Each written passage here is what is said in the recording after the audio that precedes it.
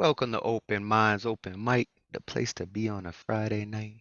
We have a special delight for you, the poet, Sophia Falco, very accomplished poet, on their way to becoming a professor of poetry, their lifelong dream, and I'm so proud of you.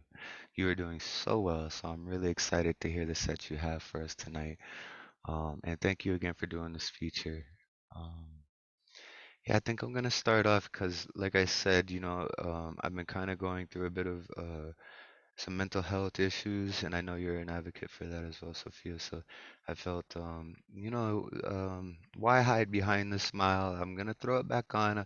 I'll do a light piece afterwards, but this is something I wrote about 10 years ago, after years of not writing, and then I think I wrote this and then didn't write for another 10 years. But yeah, it's called My Depression. It seeps deep into the soul, so slippery yet holds fast.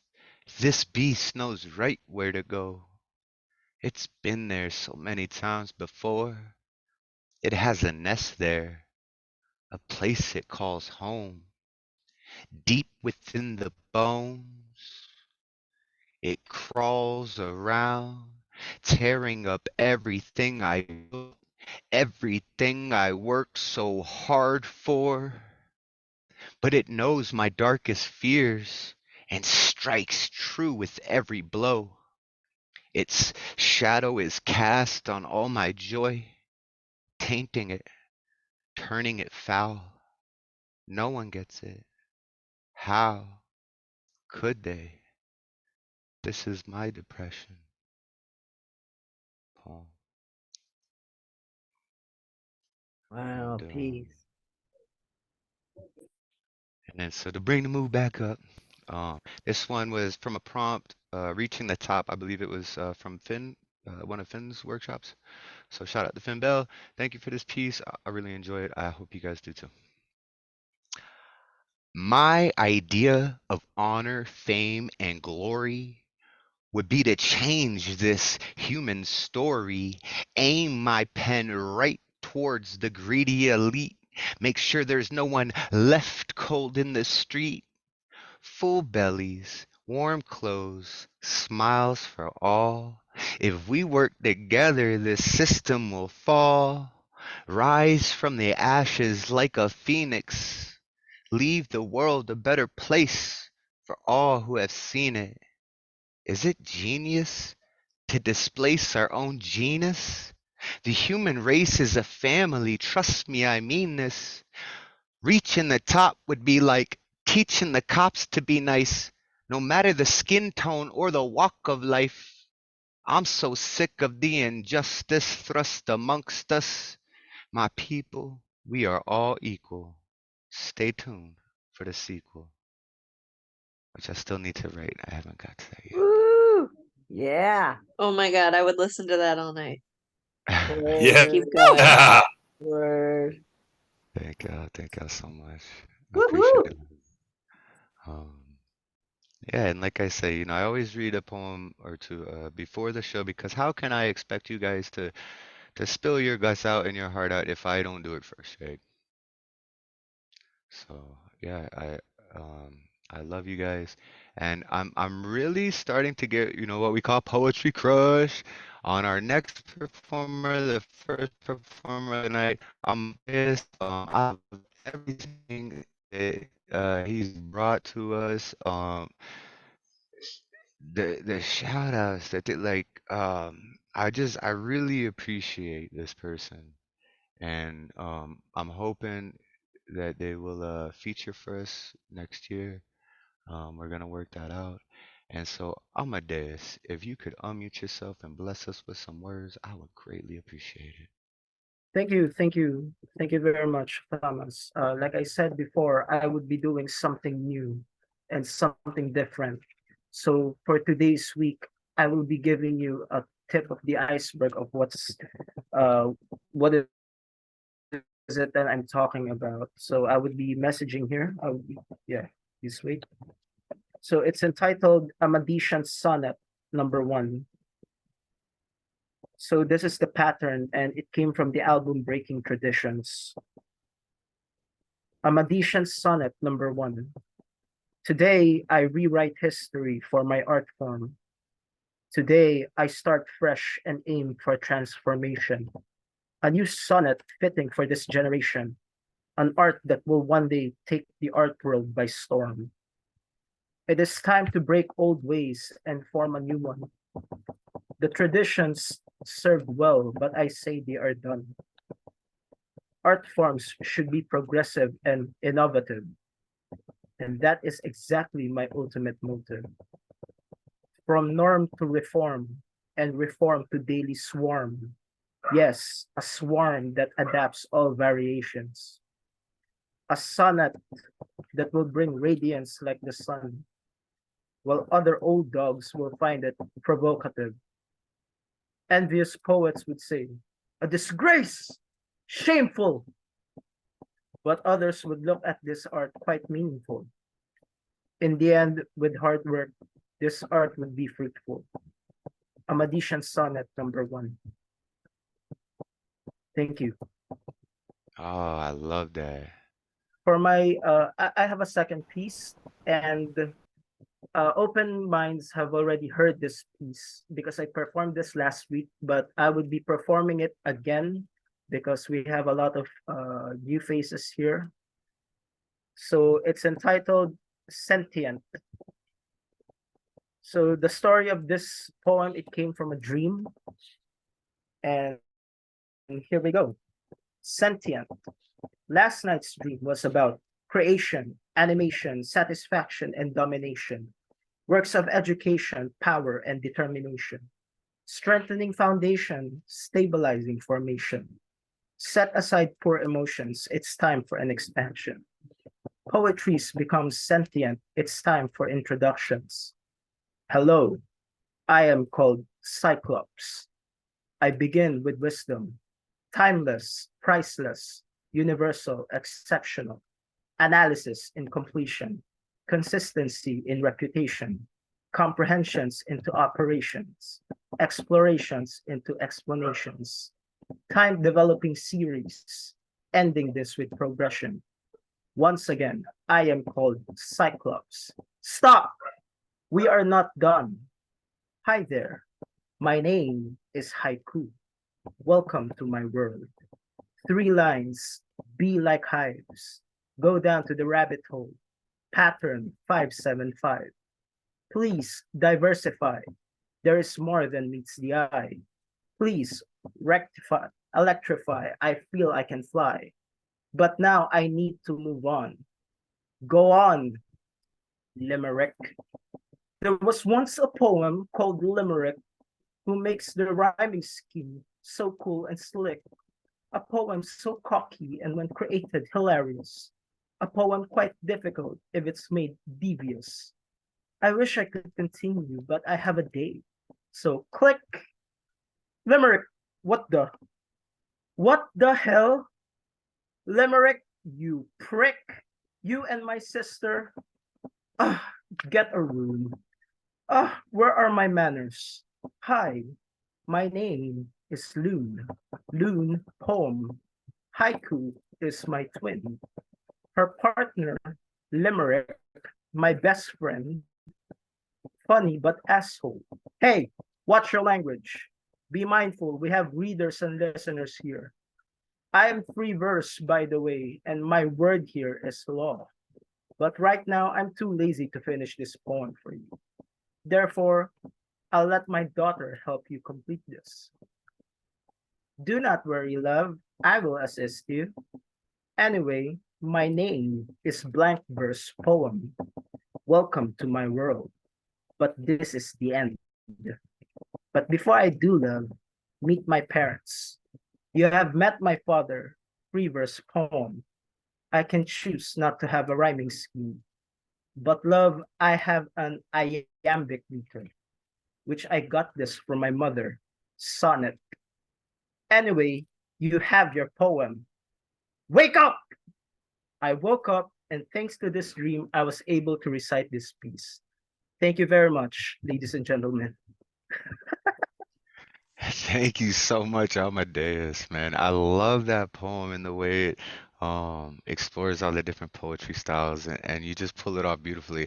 And might I add, it was amazing because Chanson, the king of haikus, who is trying to beat the world records of haiku, showed up right as you mentioned the haiku part of your verse. If that's not kismet, I don't know what is. So Wow. that's just amazing. Everybody Thank you. unmute yourselves and give it up for Amadeus. Woo! Amadeus. Yeah. So Yes. good. Thank you. Wow. Exquisite wordplay. For That real. was It, awesome. yeah, it just came from a dream, that's all. And in the dream, those poetries were like people, and it is as if I was talking to them, but they were using their patterns. So it's kind of weird. I think I read this in a book, like all creative people have that thing going when they're sleeping. The creative mind is working. I don't know. I'm not a neurology expert, but that's what they told me. Yeah, definitely, definitely. And it's so amazing. It's so amazing, man. I it's weird. Sometimes I have these dreams as I'm waking up and I'm kind of in that lucid in and out state where I'll hear music. And it's songs I've never heard before, but it's like a full song, highly produced. There's guitars, bass, piano, a singer, and but they're not songs from this universe. And I'm going, is my mind creating that, or am I tuning into another reality where these are playing on the radio, right? So creativity in the dream realm is very interesting, and I love how your mind works. How you envision these styles as people, right? That's it's awesome. It credits your creativity and I appreciate you being here. Um thank you so much. We're gonna keep the show moving. We have Ellie Thank you. tonight, who I believe it's their first time here. Um so you know what we like to do. Everybody unmute yourselves. Give a big open mind, open arm, open heart welcome Welcome! to Ellie. Welcome. I have, Welcome. Glad you're here. Welcome to the circus. Hello. Friday welcome. night. Hi. I have actually been here before, but it was a while ago. Oh, Yeah. hey. You can't see me because Welcome back. it's early in England and it's late in England and I'm in my pajamas. So that's why I'm not on camera today. Okay, I'm just going to read a poem that I read a couple of days ago that got a pretty mixed reaction. So I don't want to read that. I wrote that one on, I think Nona was there actually. Nona was in the same poetry group as me. But I wrote it because I was so upset about what's going on in the Middle East. So I wrote a blank verse poem on that, which is something I wouldn't ordinarily write, blank verse. So instead of, I've got two others instead. I think I might have read them before here. One of them is on Syria, and the others, we'll find out what the other's on in a moment. So I'll read the first one first, and then the Syria one second. Okay.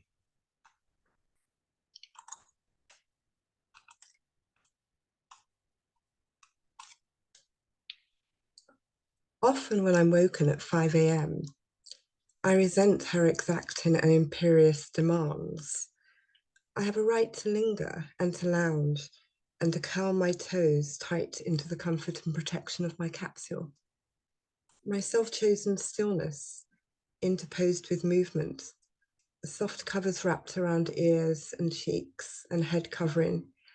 This safety regales me, assures and focuses my breath on non-anticipation, awaiting neither fear nor disquiet from other olfactory things which happenstance or purpose will take from me this later day.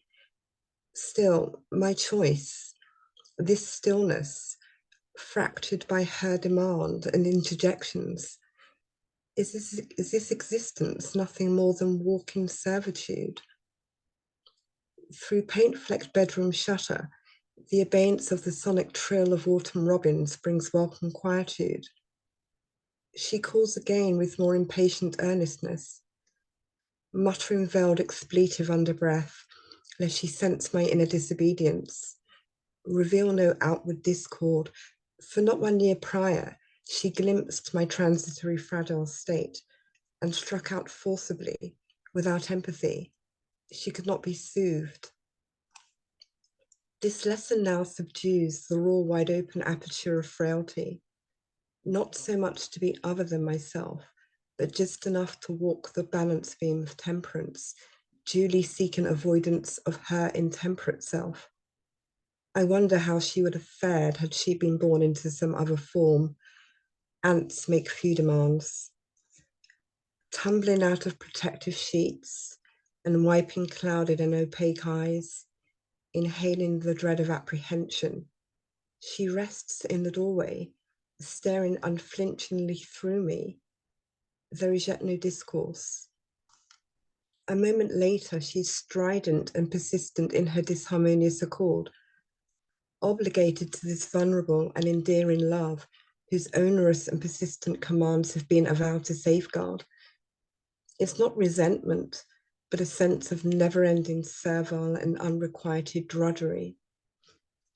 Approaching her, to bend and meet her gaze, and lift her up to nuzzle head into flaxen chin, crowning her head with the soft nips and pecks of butterfly kisses. She purrs. It's the first one. That's beautiful. Okay, the second one is called The Desert Thorn of Homs. The horizon rainbow is black and varied shades of tinctured grey. Its doomed darkness breaks jagged through acrid rain. Sorry, I'll start again, sorry. The horizon rainbow is black and varied shades of tinctured grey. Its doomed darkness breaks jagged through acrid rain and cumulus cloud. Power cedes to nature's alarm. All filled is ruling tyranny, while stricken citizens, phased by dark subversion, seek redemption and reprieve from a long abandoned God. These haunted shadow souls yearn for the tender dew of succulent fruit, for the awakened sun ever lost, and diaphanous breeze of the juniper tree leaves. White helmets cannot force retreat of blittery barrel bombs, nor render twisted human form to life.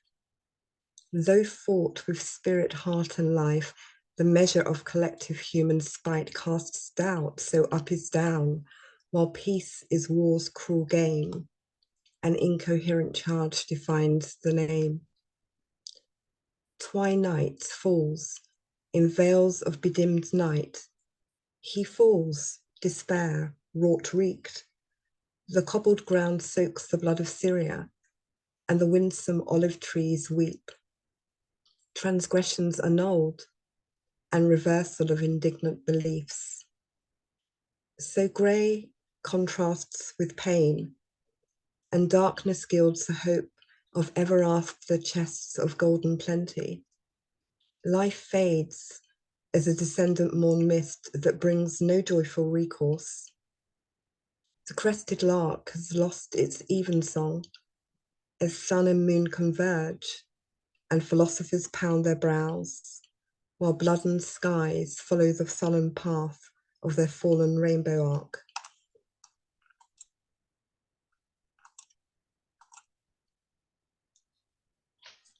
That was beautiful, amazing. Thank you so much for sharing with us. And as soon as you started to read, I remembered you. That Yeah. voice I cannot forget. So welcome Welcome back. back. Yeah, thank you for sharing those pieces with us, especially, with what's going on. We really appreciate it. Everybody, if you could do me a favor, unmute and give all the love you have to Ellie. And Woohoo! It's so calming. So good. That was Yeah, I love the powerful. voice. and pray So for soft and everyone loving. in the Middle East that is being bombed and shot at, and hopefully that the love and light and peace that we generate here tonight will reach over there and hopefully save some lives or change some minds. So just keep that in your heart. Yeah, thank you so much. So one more time for Ellie. Welcome back. Coming up next, we've got Paul Skiff, the Jedi Master. Welcome to the Skifverse. If you could bless us with some words, I would appreciate it. Oh, hi, everybody. Hope everybody's doing well. Hang in there, Thomas. I'm having one of those days myself. Some emotional turmoil. I just have one poem. Doesn't have a title. How distant from the earth does one need to travel in order to find any real profound thought? Who plays the xylophone while the last 300,000 years expire? I want you to be my crucial ingredient. I know beneath your surface it reigns human darkness. You glow duller at the bottom of a red ocean. How impossible is evidence that life reacts according to quivers of the universe where knowing is out of reach? The oxygen that comes out of you like it was an oppressed population wears a hat of loud announcements about change. This is known as the Great Speechless Event. Speechlessness built up as overstatement of complete wonder that swallows sage and yerba santa. What is going to change the possibility of your life is in the geologic history of the planet Earth. How is the Earth employing you as biological organism? What makes you so efficient at being you? A chrome storm cloud in the place thought counts as sacred rips up its own assimilation. There will be no indistinct reflections internalized by rationality that are not shards of selflessness. I saw you shift color from acid to arboreal, to suspense, to incognito. There is no need to verify or denigrate this as soon as you disappear. This party my mouth is dancing to was made out of fingertips finding common wisdom. It would not be possible to reconnoiter spaces between the notes of this hum. Mellow, besides, is not laughter from surprise, a search for satiation spreads on necessity's bread.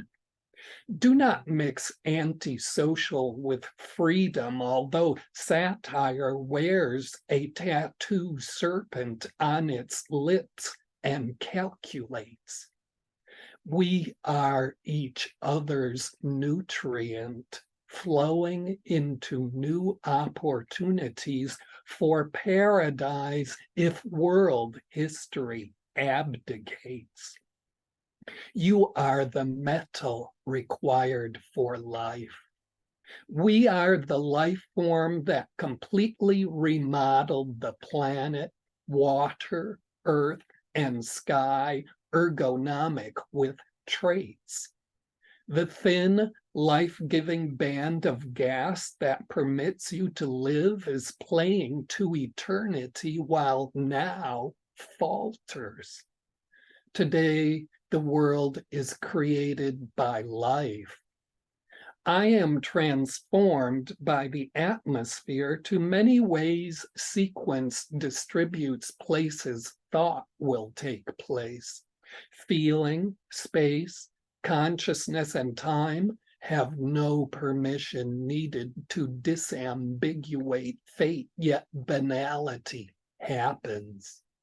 What does it all mean? Hides out in the knowing that appears as empty space, invisible as a thought.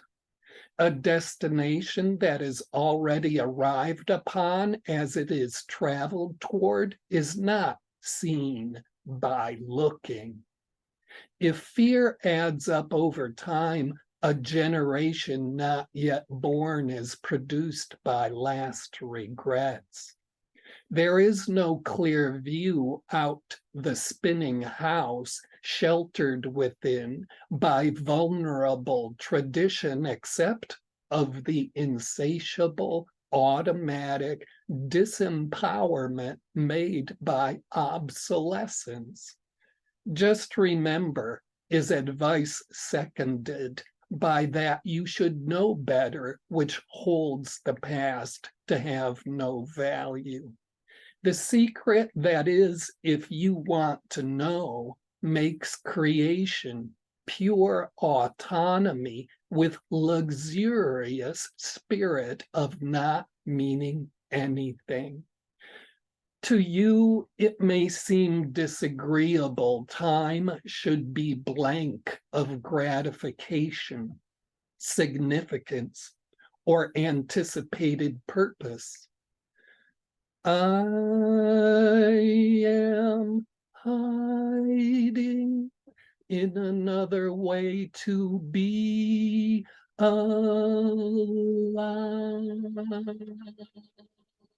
I am hiding in another way to be alive. I am hiding in another way to be alive.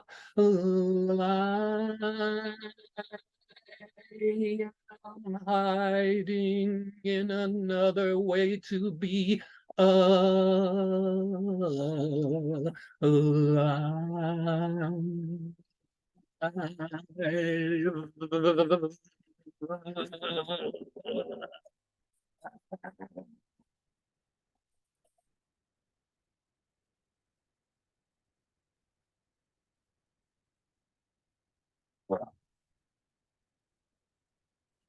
Wow.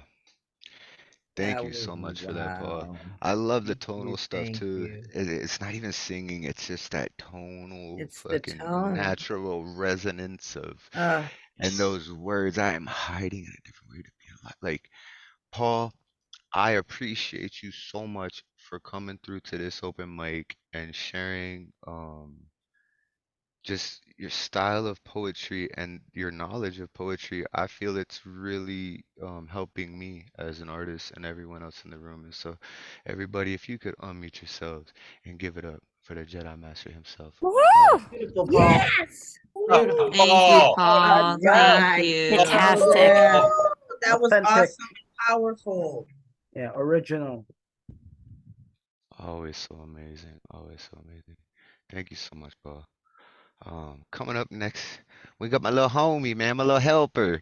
Nona Lea has been here almost every Friday since I think every Friday since you showed up. Maybe you had to leave early once, but you've been helping out with the list. I love the collab you and Gustav did. Like, oh my God, it blew my mind. You even had a verse for me. You had a verse for Catalyst. It's a whole dragon thing too. Like you melted her heart.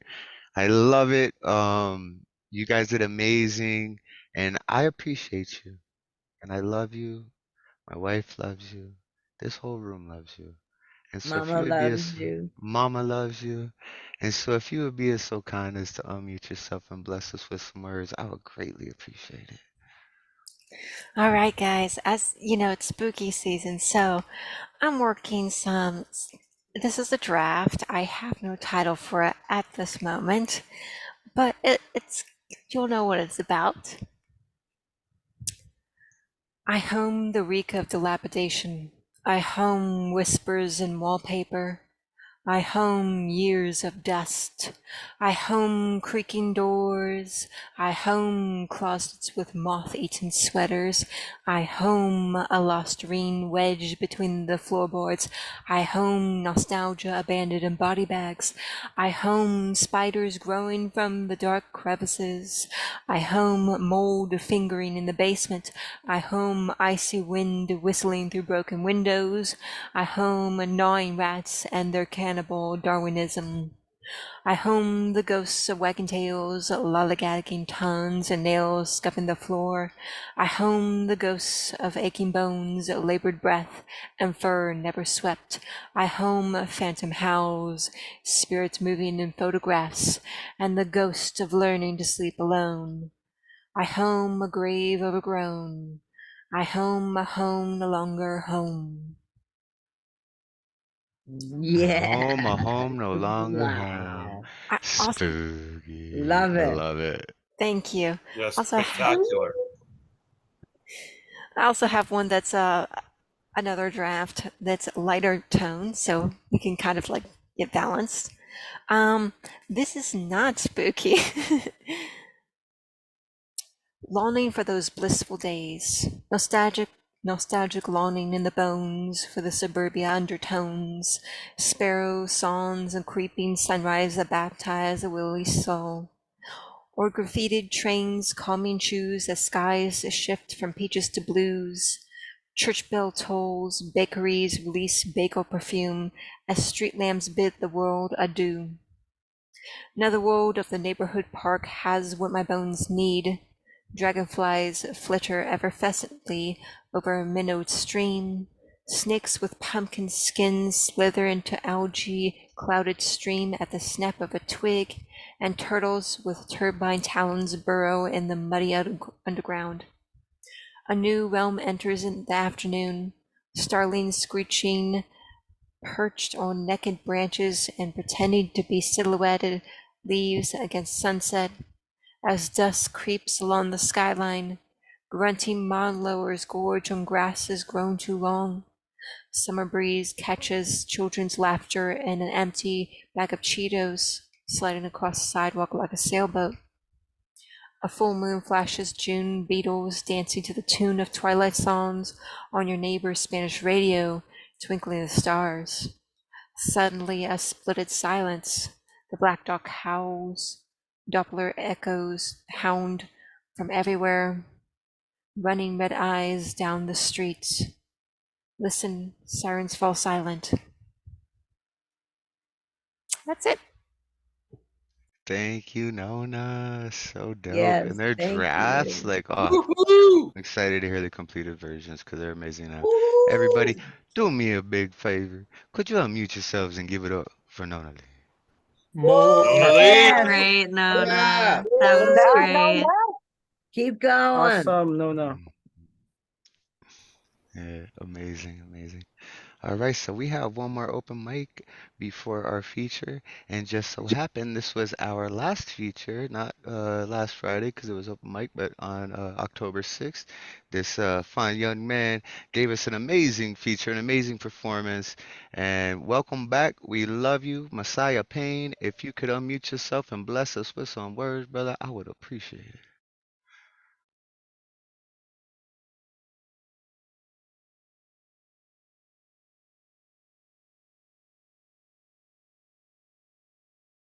Or did we lose Messiah? Let me see here. Oh yeah, we lost Messiah. All right. So what we were going to do is we're gonna bump him to round one continued.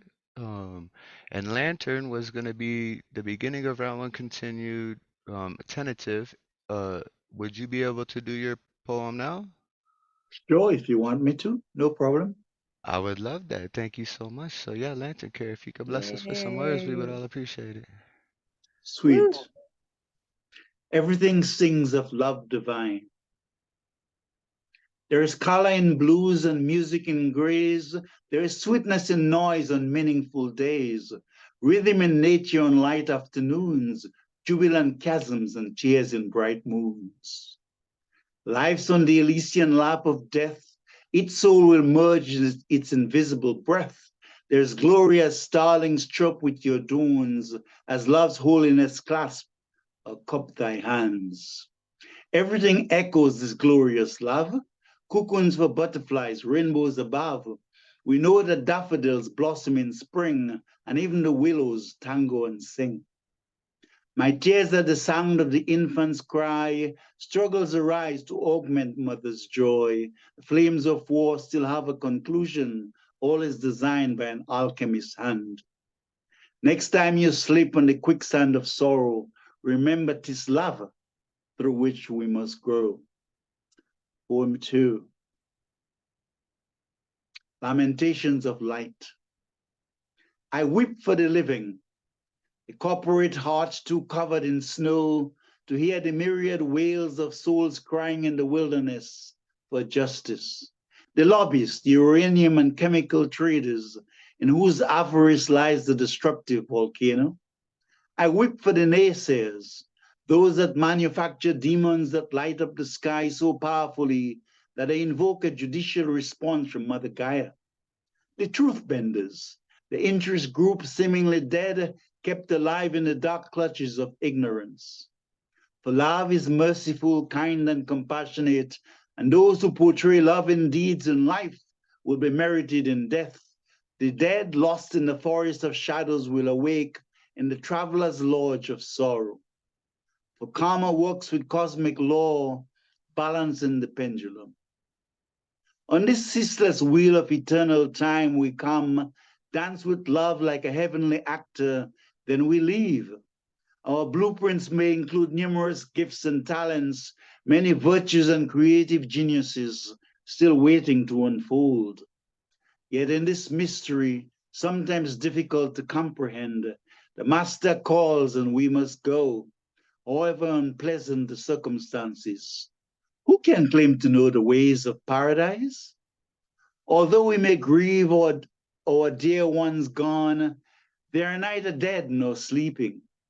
On the Elysian wheel of time they travel to the soul-sacred bliss of an illustrious realm within.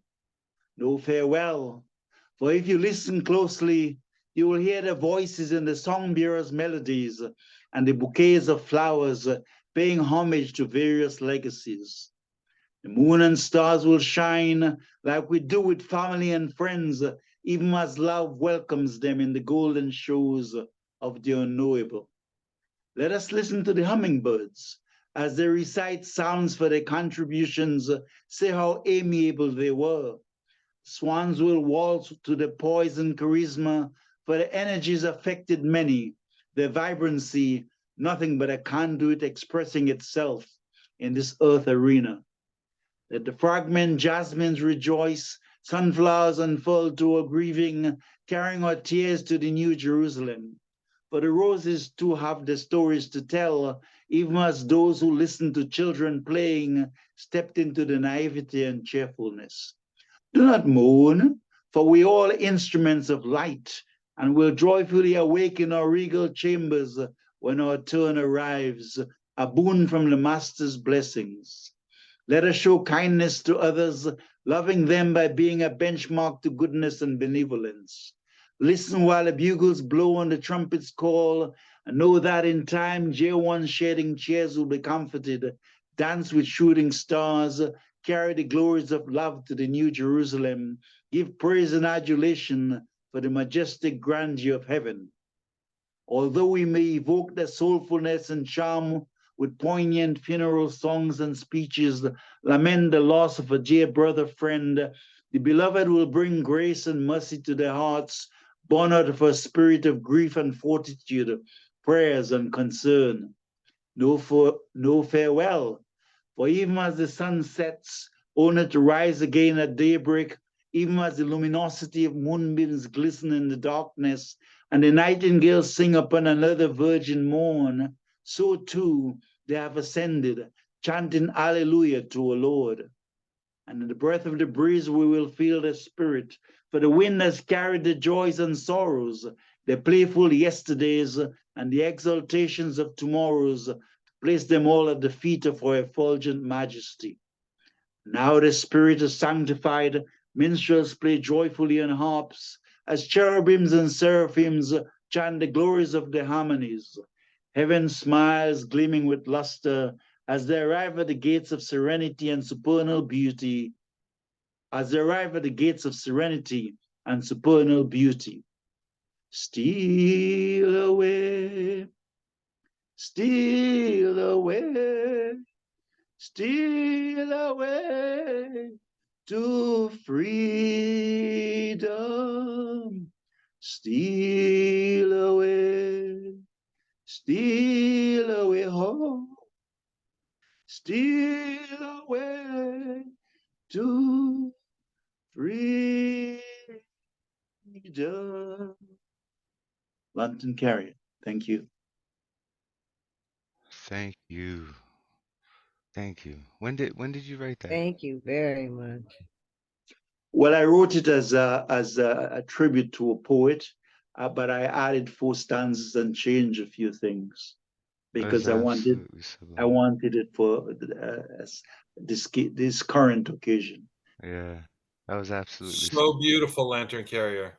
Yeah, everybody. Thank you so much. Thank you. Everybody, unmute yourselves and give it up for Lantern Carrier. Powerful. So good, Lantern Carrier. on. Thank Right you. on. Beautiful. We needed to hear that. That was so beautiful. Thank you. Thank you. So You're a hopefully darling, Debbie. this podcast that I wanted to do is going to be starting soon, and I asked Lantern Carrier if he would be my first guest, and he agreed. So you're going honored. to learn more about Lantern Carrier, you're going to learn more about poetry, you're going to learn more about spirituality, about life, about wisdom, all this. I have a lot of questions. As my brother, I've known him for quite some time, but I really want to interview him in a podcast format. So coming soon. Thank you so much. Thank you. Y'all know what time it is, though. It is time for our feature, Sophia Falco. We've all come here tonight to show her so much love and support. Sophia, I want to tell you how proud I am of you, of just like you're doing it. Like when you sent me your bio, I've been keeping out, you've told me things, but like I didn't realize like the scope of like you're doing it, and I'm so proud of you. Everybody, Sophia Falco's third poetry book, Chronic of Cosmic Chaos in the Chronicles of Cosmic Chaos in the Fourth Dimension, has been published by Uncollected Press in December 2022. Furthermore, her fourth book, a winner of the Uncollected Press 2023 book publication contest titled If My Hands Were Birds, a poem. Like what? Your titles are so dope. Oh, I love it. You've killed it with the titles. And oh wait, coming out this year. That book is coming out later this year. I'm excited. I got to see the artwork for it, and it's beautiful. Make sure y'all get it when it comes out. She is also the author of Farewell Clay Dove from 2021 and her award-winning chapbook, The Immortal Sunflower, in 2019. Like, right book titles on point. Love that. She is the winner of the Mirabai Prize for Poetry, and she graduated magna cum laude along with the highest honors in the literature department from University of California in Santa Cruz. Sophia is in a highly regarded Master of Fine Arts MFA program for poetry, along with carrying out a teaching fellowship. Last academic year, she was promoted to lead writing advisor in the Center for Writing Across the Curriculum. Falco is on her way to make her dream career become a reality, to be a professor of poetry. Not just a reciting poetry, a professor of poetry. So I'm so proud of you. You keep it up. As a proud mental health advocate and a proud member of the LGBTQIA plus community, she uses her poetry to highlight the challenges and to highlight hope. Ladies and gentlemen, it is my honor to bring you this feature. Sophia, if you could bless us with some words, we would all appreciate it. All right. Thank you so much for having me. And I've been looking forward to this and everyone who's come out to support and who's in spirit here tonight. And I just feel humbled to be amongst such great poets and artists and around you all. So yeah. So I've chosen some newer work and then in a specific order because for me order is important to get the message across, and then a sneak peek of book 4 that's going to come out soon, and hope the Wi-Fi holds up. So the dedication, and just signal me if the Wi-Fi goes down. I'm a little bit worried. But to those troubled spirits, especially as the night falls, it's okay not to be okay and to seek help. You are not alone. You matter. You are special. Epigraph. Father Time is whether you're an athlete or not an athlete. Father Time is always around. I think I'm just special. Bernard Hopkins. Poem 1. 3 intravenous therapies. The nurse asked, "Are you crying from the pain?" In distress, I blurted out, "No." Public service announcement. I'd rather be fucking and flying instead of in an emergency room waiting for the cure of dehydration. An IV, listen to an elderly pair play the alphabet game, their chosen theme, the weather, while Little Nas X was playing for all ears to hear in the hospital speaker. Maybe who decided this music was either bored or horny. Those with gray hair got to the letter G and gave up.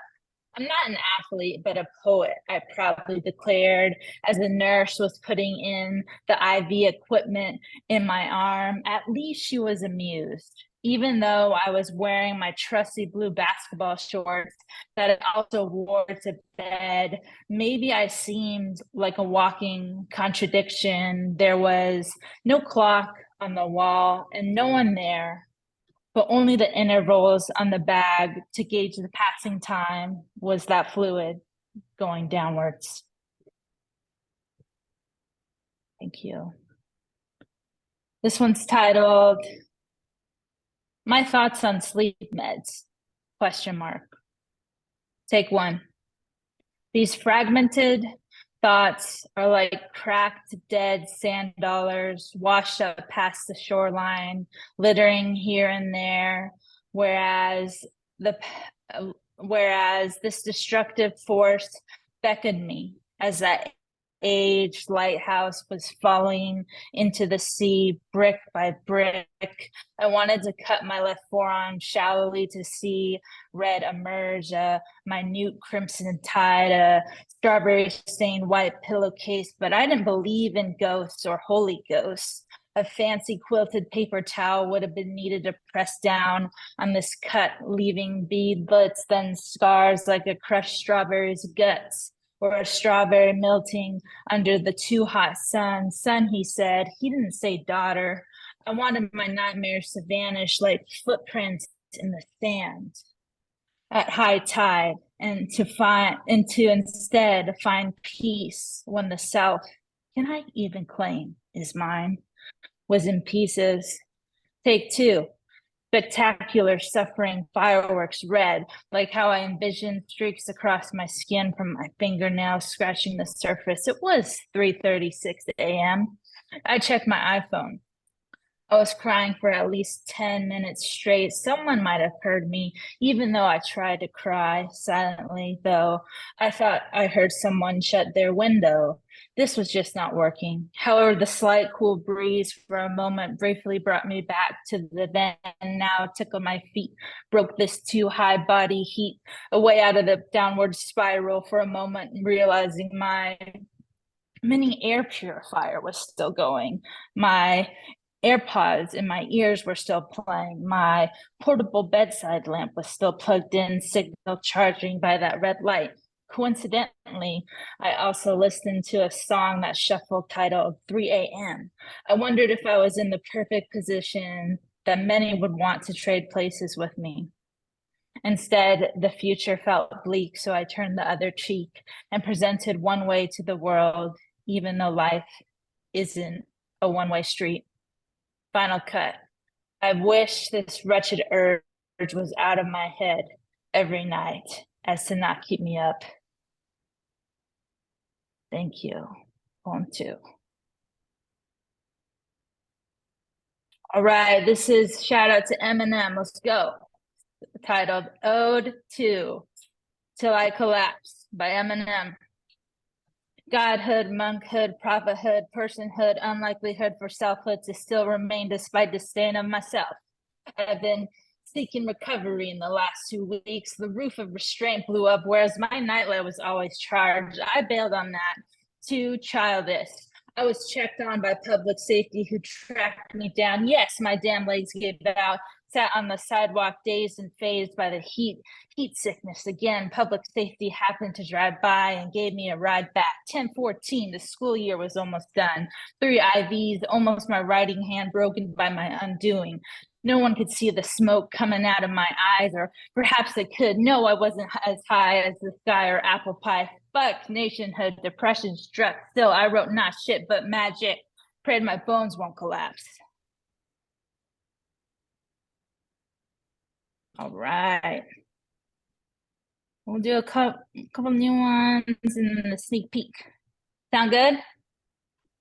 All right. All right. So, okay. Just go in my order that I had. This poem, written in the psychiatric hospital, May 2023, blue struck. The blue hour struck this specific moment with these untwinkling stars, and the moon was a sliver, such as the one in my pinky finger. Let us not lose the fight. Of everything, I could encompass a black hole in my pupil. Therefore, tired, my light gets swallowed up. That swallow unswallowed and produced beautiful notes into the air. If the sound vibrations could have been seen, I would have deemed them yellow, hello, heart shapes pierces the sky, like when the tiny fragment of driftwood entered my finger while staring at the ocean, the almighty. To know the water could change, so could I. Waves and waving, still had trouble waving the past goodbye. Then in the present I had worked hard for, I couldn't let slip out of my hands, but that sliver needed to get out. Well, I've been blue lately, and I was pretending for a while this thing called life was defined in my own words as to try not to die. Does that definition equate to really living? Really the overrated adjective? How to be forgiving to oneself, be self-separate from one to win to one, really me, myself, and I. That is a cliche. Did I really want to believe I'm a failure? She would have told me no. If my hands were bluebirds, they'd travel across space to you. 2 years ago, then I almost couldn't verbalize my question to you. You encouraged me with gentleness. I whispered, I'm scared. Please just hold my hand. You did, sitting in silence, energy passing through. You said, you're real, you got me. The other day on the phone, you said, I'm real. Maya, I have missed your touch, and you often in moments of despair, you'd tell me, imagine I'm holding your hands. I would try and try, but still empty. Grasping just space, these hands would be itching to do something, rumbling and tumbling. Hold your tiger, stuffed animal, you'd say. Maya, if you could have just been here. I wanted to be held. How do I hold myself? This is the quintessential question, this perpetual yearning for your touch. We were no birds, but we're rooted together in the beyond. Only us know the definition of the beyond, perhaps really 2 birds apart at sea, each of us trying to ride our own ship, but voices sounds when my speech fails. You get silence on your end on the telephone. Thank you. I have a poem, 2 poems that are in conversation with each other. and then a little sneak peek. And then I'll comment a little bit about what I just read for context. But I wanted to just let the poems speak for themselves first. So this is Knowledge for Vincent van Gogh. Those sunflowers knew his depression even more than he knew the back of his own hands that painted them. He was probably trying to morph hope from his fraught spirit into the tangible form. 11 paintings, they knew.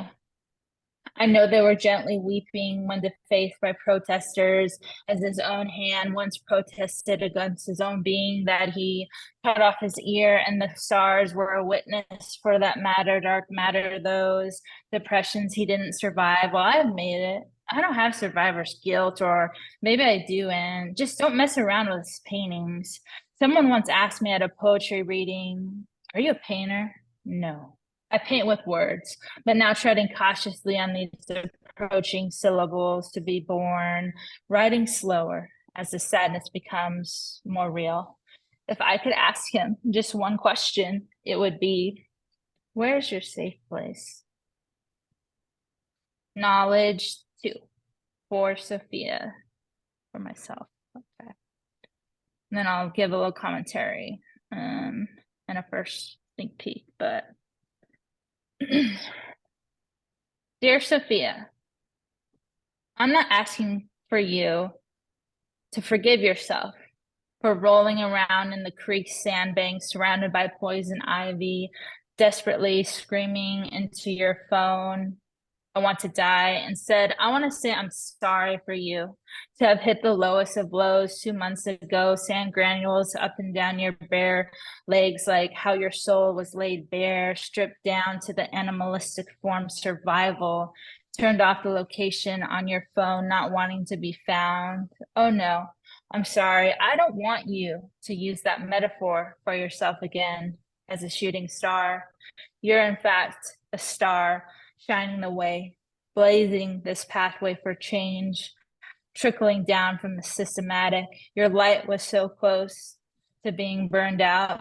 Thank goodness the creek water didn't splash your toes or your nose, or the poison ivy didn't touch your eyes. And my, what bravery that you picked up your phone and listened to you be. Love, Sophia, October 12th, 2023. That's my set. And I want to say thank you, everyone, for listening. I know that some moments were hard to listen to, probably, but I've been on the road to healing. And as you can see, I said about 2 months ago, and 2 months out, I'm feeling much better. And that's, as a mental health advocate, you know, I wanted to be real with you all, and that we can do it together. So everyone, just thank you so much. I was looking forward to this so much, and thank you. Thank you, Sophia. And yeah, that was an amazing set. That is why I like doing this, is to hear that, you know. And like today too, there's a few of us that are going even today through, some mental health issues and some emotional issues, and it's a very real thing that needs to be brought out. And the fact that you stand for that, and you're going to become a professor of poetry, and you have so much amazing work that you're putting out there, I really appreciate that as someone who suffers from mental health issues and emotional issues and trauma and whatnot. So thank you so much for that. Thank you so much for your set. That was beautiful. I loved it. Like, oh, I'm excited to listen to it again. Everybody, do me a favor. Unmute yourself and give all the love you have for Sophia. Fantastic set, Sophia. Amazing. Just Oh my fantastic. Love it, Sophia. We love you, so Sophia. Professor OMG. Falco. Depression We even love more than you. So depression. good. Yeah, So Wow. I creative. love it. You need to change Beautiful. your username instead of poet, professor. Yeah, Professor Sophia Thank Falco. you, everyone, so much. It means so much. Thank you. Yeah, thank you. Sending lots of love. Yeah. And we know you're gonna do great things. You have been doing great things. Keep it going. Every day is a battle, but you're winning most of them. So keep it up. You're doing great. All right. Thank you so much again for that feature. I really appreciate it. Um, we're gonna keep the show rolling though, because we have a lot of people and so many people showed up tonight. I think this is one of the biggest turnouts we've had in a couple months. We all just love you and are here to support you. So yeah, I'm gonna go ahead and unspotlight you, and we are going to get to our next performer, who is none other than it was gonna be Messiah Payne, but he's still tentative because his internet or something's going. We got my boy, the Magus, Gustav Sallas.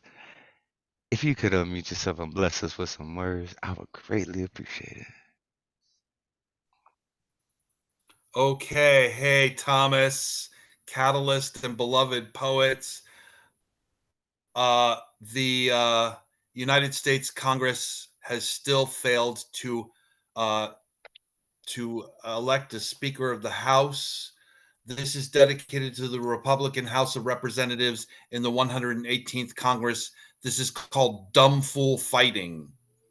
Oh, ho, ho, ho, oh, ho, ho, oh, ho, ho, oh, ho, ho.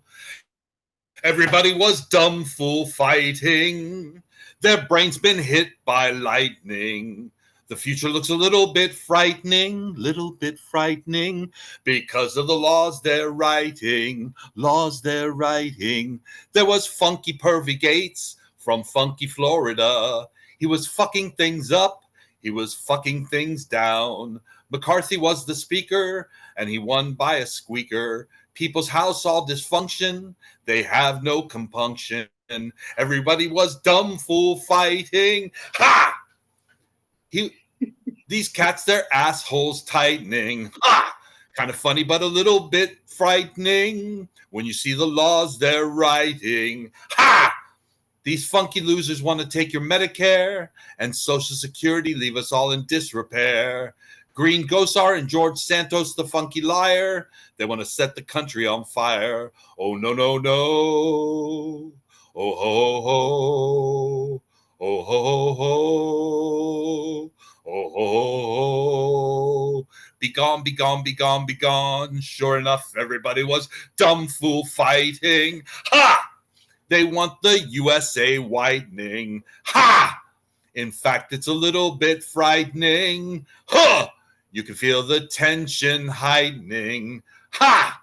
Oh, no, no, no. Ha! Everybody was dumb fool fighting. Oh, ho, ho. Ha! Oh, yes, it's a little bit frightening. Oh, ho, ho. Oh, ho, ho. Ha!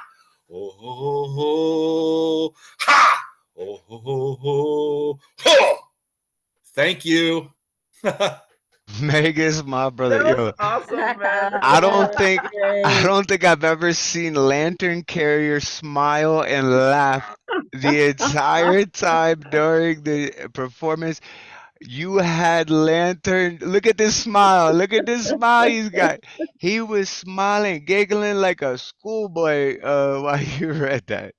And I think we all enjoyed it very much, man. That was cool. I love the political parodies that you do because you're spreading a message, but in a No, light way perfect. that that you can laugh about, but still be enlightened by, and hopefully, and that's how you reach the masses and change the minds, right? And so, everybody, unmute yourselves and give it up for the only man that can make Lantern Carrier smile so wide. Oh yeah, Gustav Magus. Sallas. Made my day, man. You made my day. As soon as I heard the title, I knew it was going to be a parody of Kung Fu fighting. I'm so happy. Oh, this was fantastic. Like you were just so on point with your parody. It's like you need to teach a generative workshop on how to write political parody poetry. Yeah. Oh, you Yeah, should. it was perfect. Perfect. Yeah. Thank you so You much, wanna tease Magus. someone, you could use Magus. Yeah. Thank you, everyone. Yeah. We love you, brother, man. Thank you Cheers. so much for that. You can save the world. Yeah. through laughter, man, and enlightening people, and that's what we're all here for as poets, right? Coming up with next, we got another person that could probably save the world with laughter, or just like straight serious parodies. I love the piece about Crab Rangoon because I love Crab Rangoon. That's how I judge the quality of a restaurant is if they can nail a Crab Rangoon, I'll order anything from the menu. And this next person is also going to be the first feature of the next year. It's either going to be the first Friday or the second Friday. We'll see how hungover he is from New Year's and whatnot. But yeah, Dre, if you could unmute yourself and bless us with some words, I would greatly appreciate it. All right. Hello, what's happening, y'all? I got 3 poems I think y'all gonna like. I see there's some new faces here, so I'm gonna give you like a sampler plate, if you will. First one, we'll throw things off here. Pigeon Man writes to Arnold. For years, I have dried the tears of many birds, not just pigeons, of a spiritual bond with nature's aviators. They understand me, and I understand them. It's people I can't understand.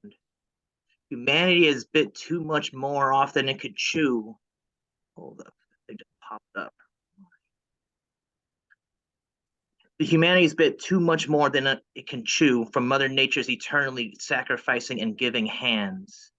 It hurts me to see the way people hurt each other, the way hurt people, the way we all hurt. It's a shame how the rest of the planet suffers because of so much hurt. Humanity needs to learn and apply the lesson of turning negatives into positives, as opposed to combating negatives with negatives. But I digress. As I flew towards the sun, I felt as if I was chasing the horizon forever. Arnold, life is so much different when your head is in the clouds. Everything feels so much smaller. You, me, the troubles we face, the world, and everything in it.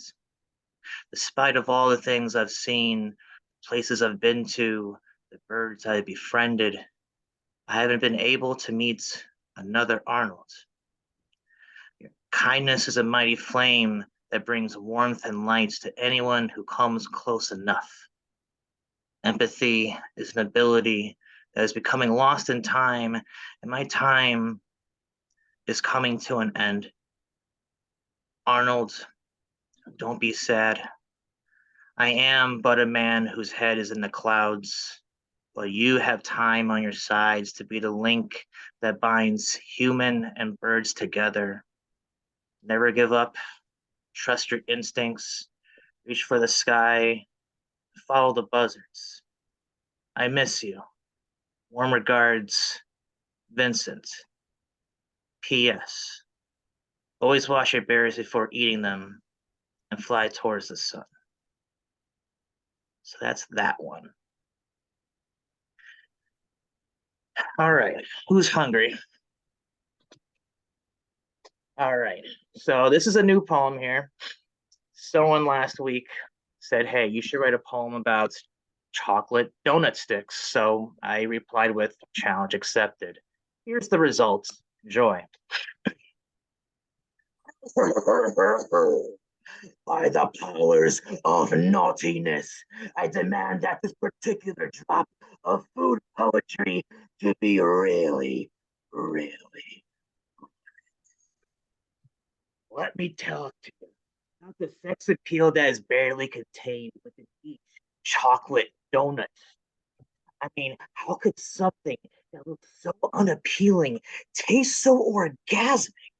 These things look like semi-hard turds covered in jizz, but they are leagues better than their traditional ring counterpart.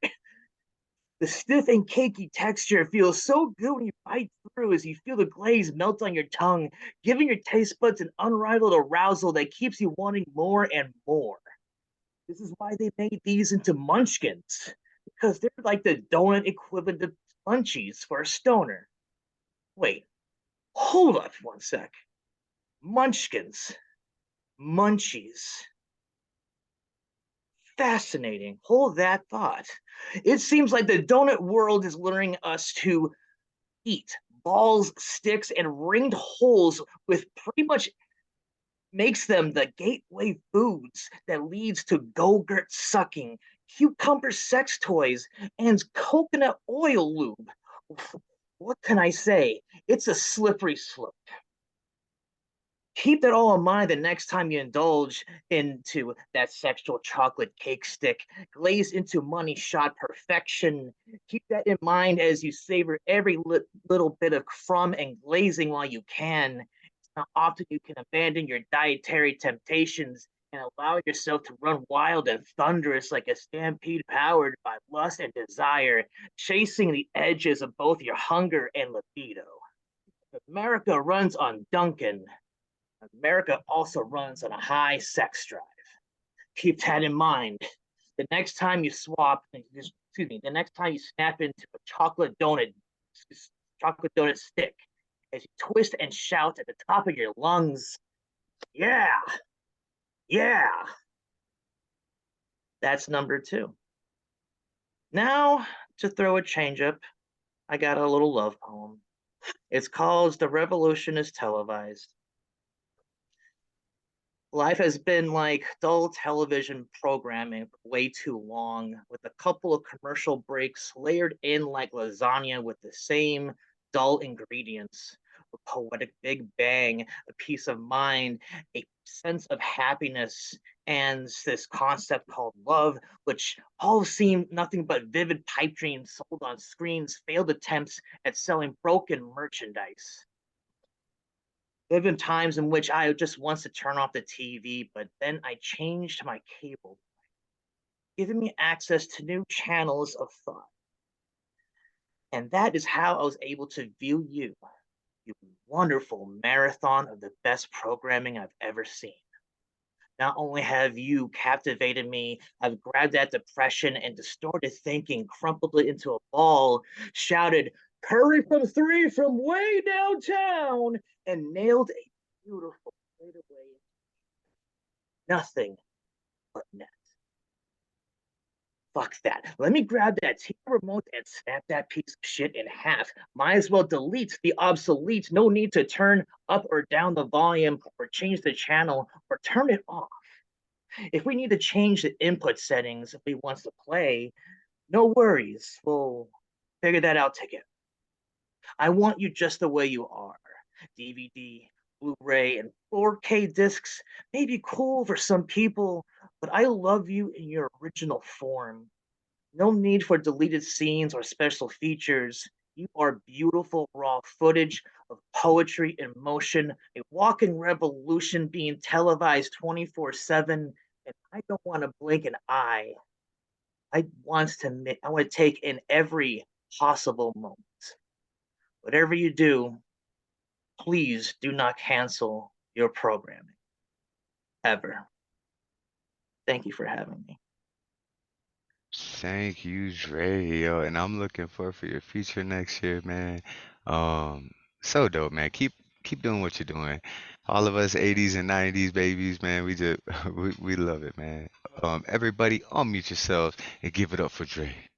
Woo, yeah. Yeah, Dre. Fantastic sampler. So Great day. good.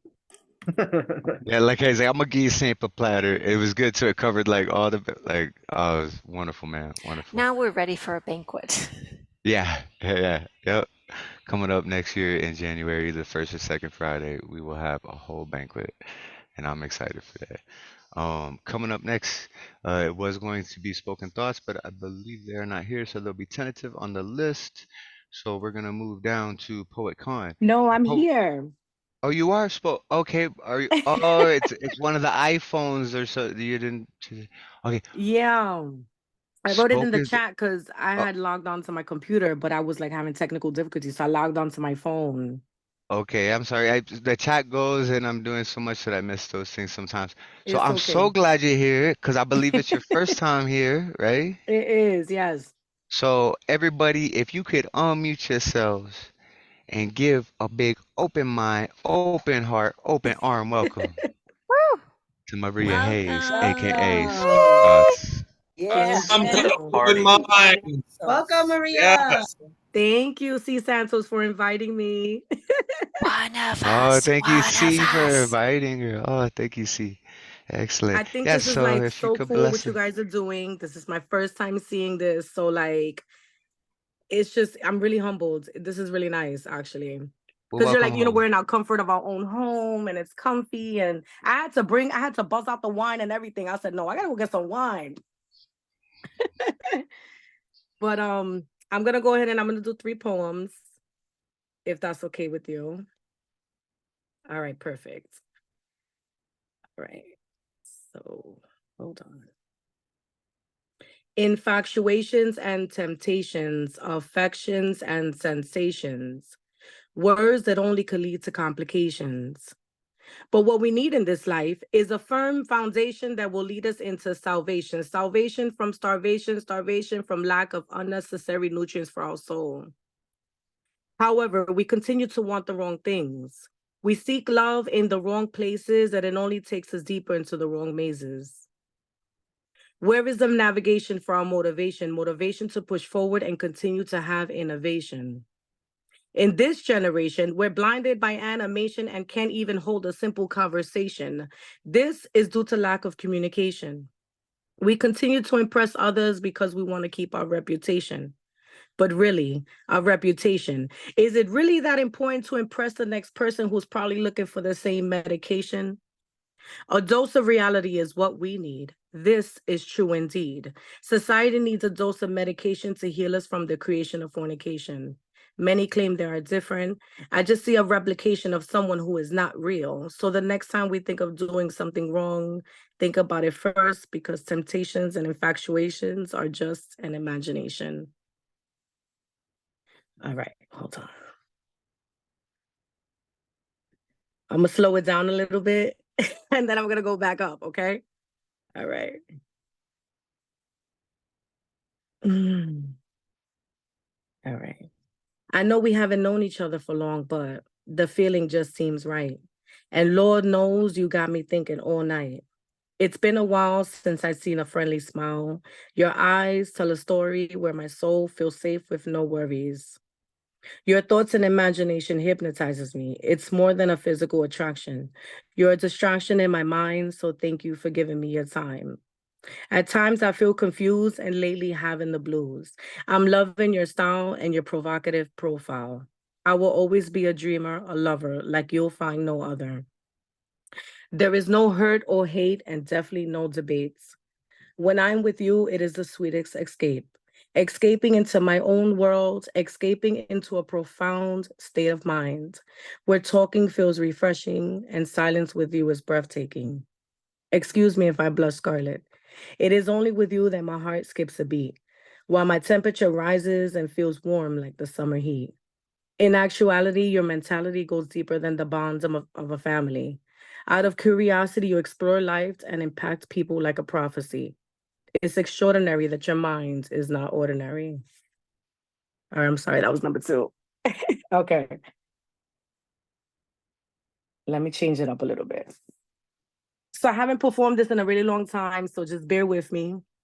Cee Santos heard it before, so I'm just gonna go right into it.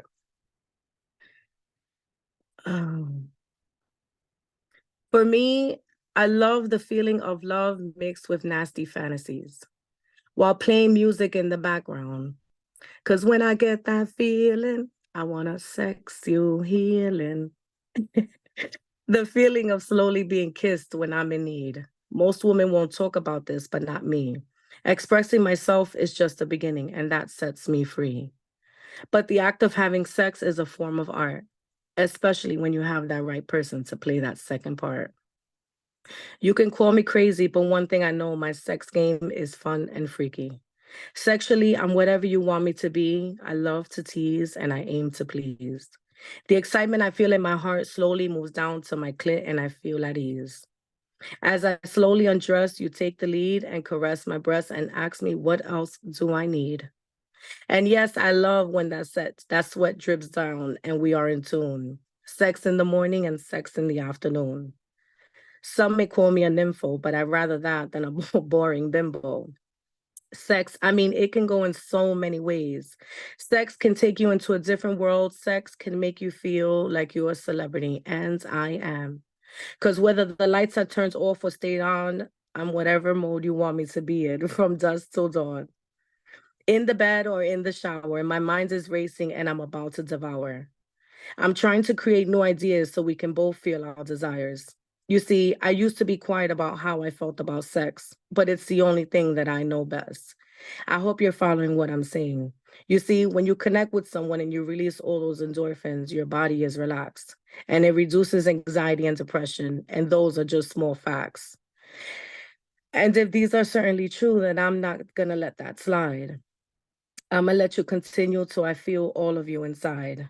Sex with men or sex with women doesn't matter as long as we're both in sexual heaven. Like I said before, sex can take you into a different world.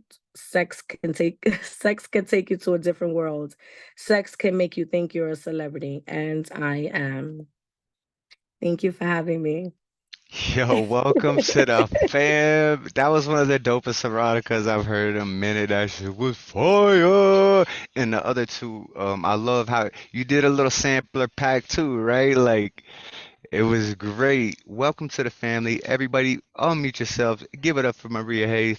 One Give of her us. all the One of love. us. Welcome Yay, into the Love One Maria. of us. So everyone. good. You're one of us. so dope. Thank you, thank you. Cee, thank you for introducing her to this space. Welcome to the fam. We hope to see you next Friday. We really appreciate you. Quite fine. Yeah. Beautiful performance, man. Amazing. Welcome to the fam. Yeah, so coming up next, I believe we have another new person, Poet Khan. I don't know if you have shown up here before or if I ran into you at another mic, but your name is familiar. Um, I came for Eddie's feature like 2 months ago, I believe. okay, Yeah. cool. So I met you from here. So welcome back. We're so glad that you can make it back. Everybody, unmute and give Poet Khan a welcome back. Welcome back. Yeah. Thank you all. Yeah, if you could bless us with some words, we'd appreciate it. Thank you. I want to I have something I want to play behind this poem.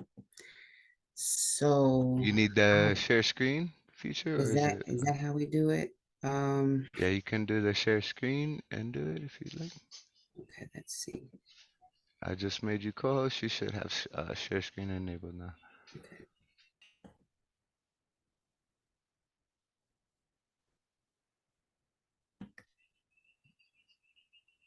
Okay, so let me know if you can hear it, and then we'll go from there. All right. Did you click the box stream with audio?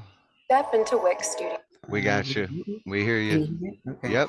Gotta get the ad out first. You know how they do. Yeah. I apologize. Intelligent.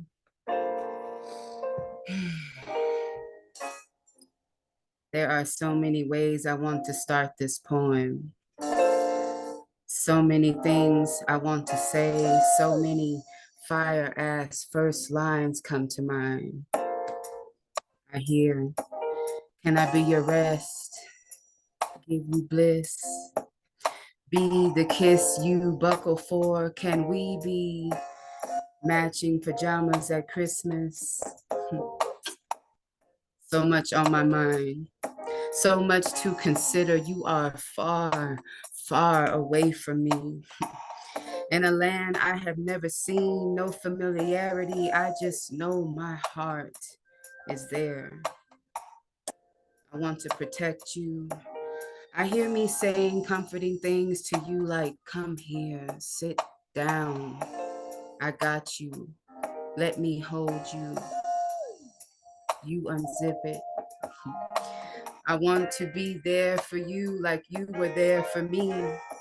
Cared for me thoroughly, has never touched me before. Touched my soul from miles away, multiple states.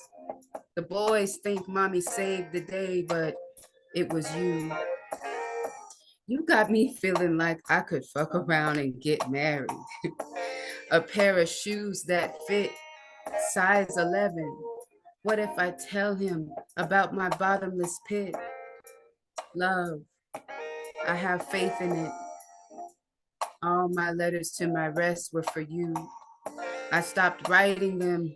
No more gnaw left in my teeth. I just want peace, a piece of you, even if just for a day. Never thought I would feel this way again. I did not allow me to love.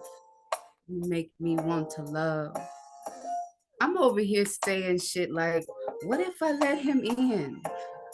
I wonder if the thick is through thick and thin, and can he wrap that arm around me every night?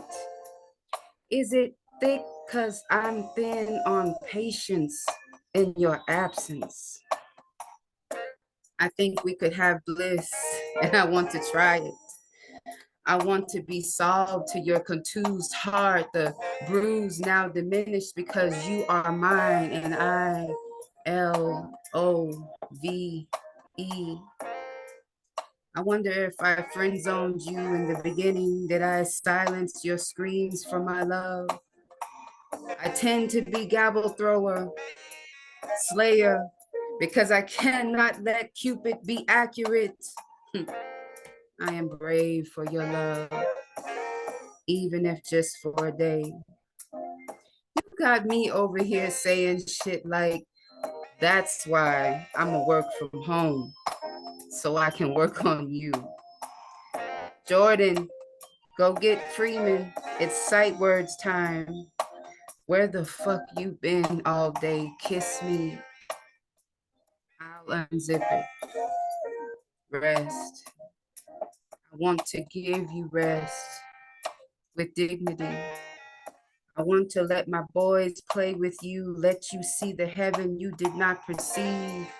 I mean, if you see heaven in me, the firmament is you. You got me like, I'm gonna get a PS5 so I can tap that ass in Street Fighter. I'm gonna cook him bacon and fishnets every Sunday morning. Oh yes, those green eyes. If I died, he would be a great father to my kings. I love you.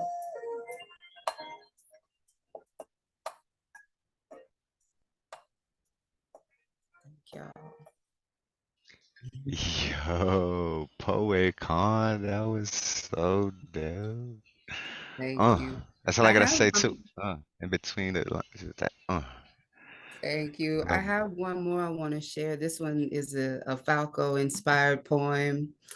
I just want to say I am such a huge fan of poets that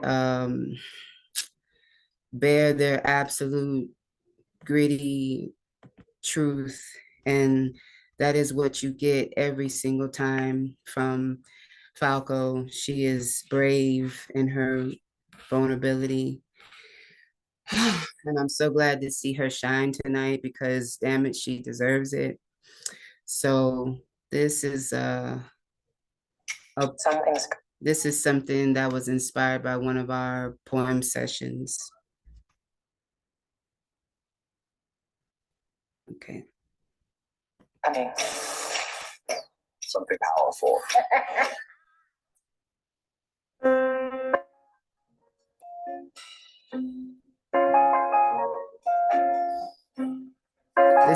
This is called Leaves.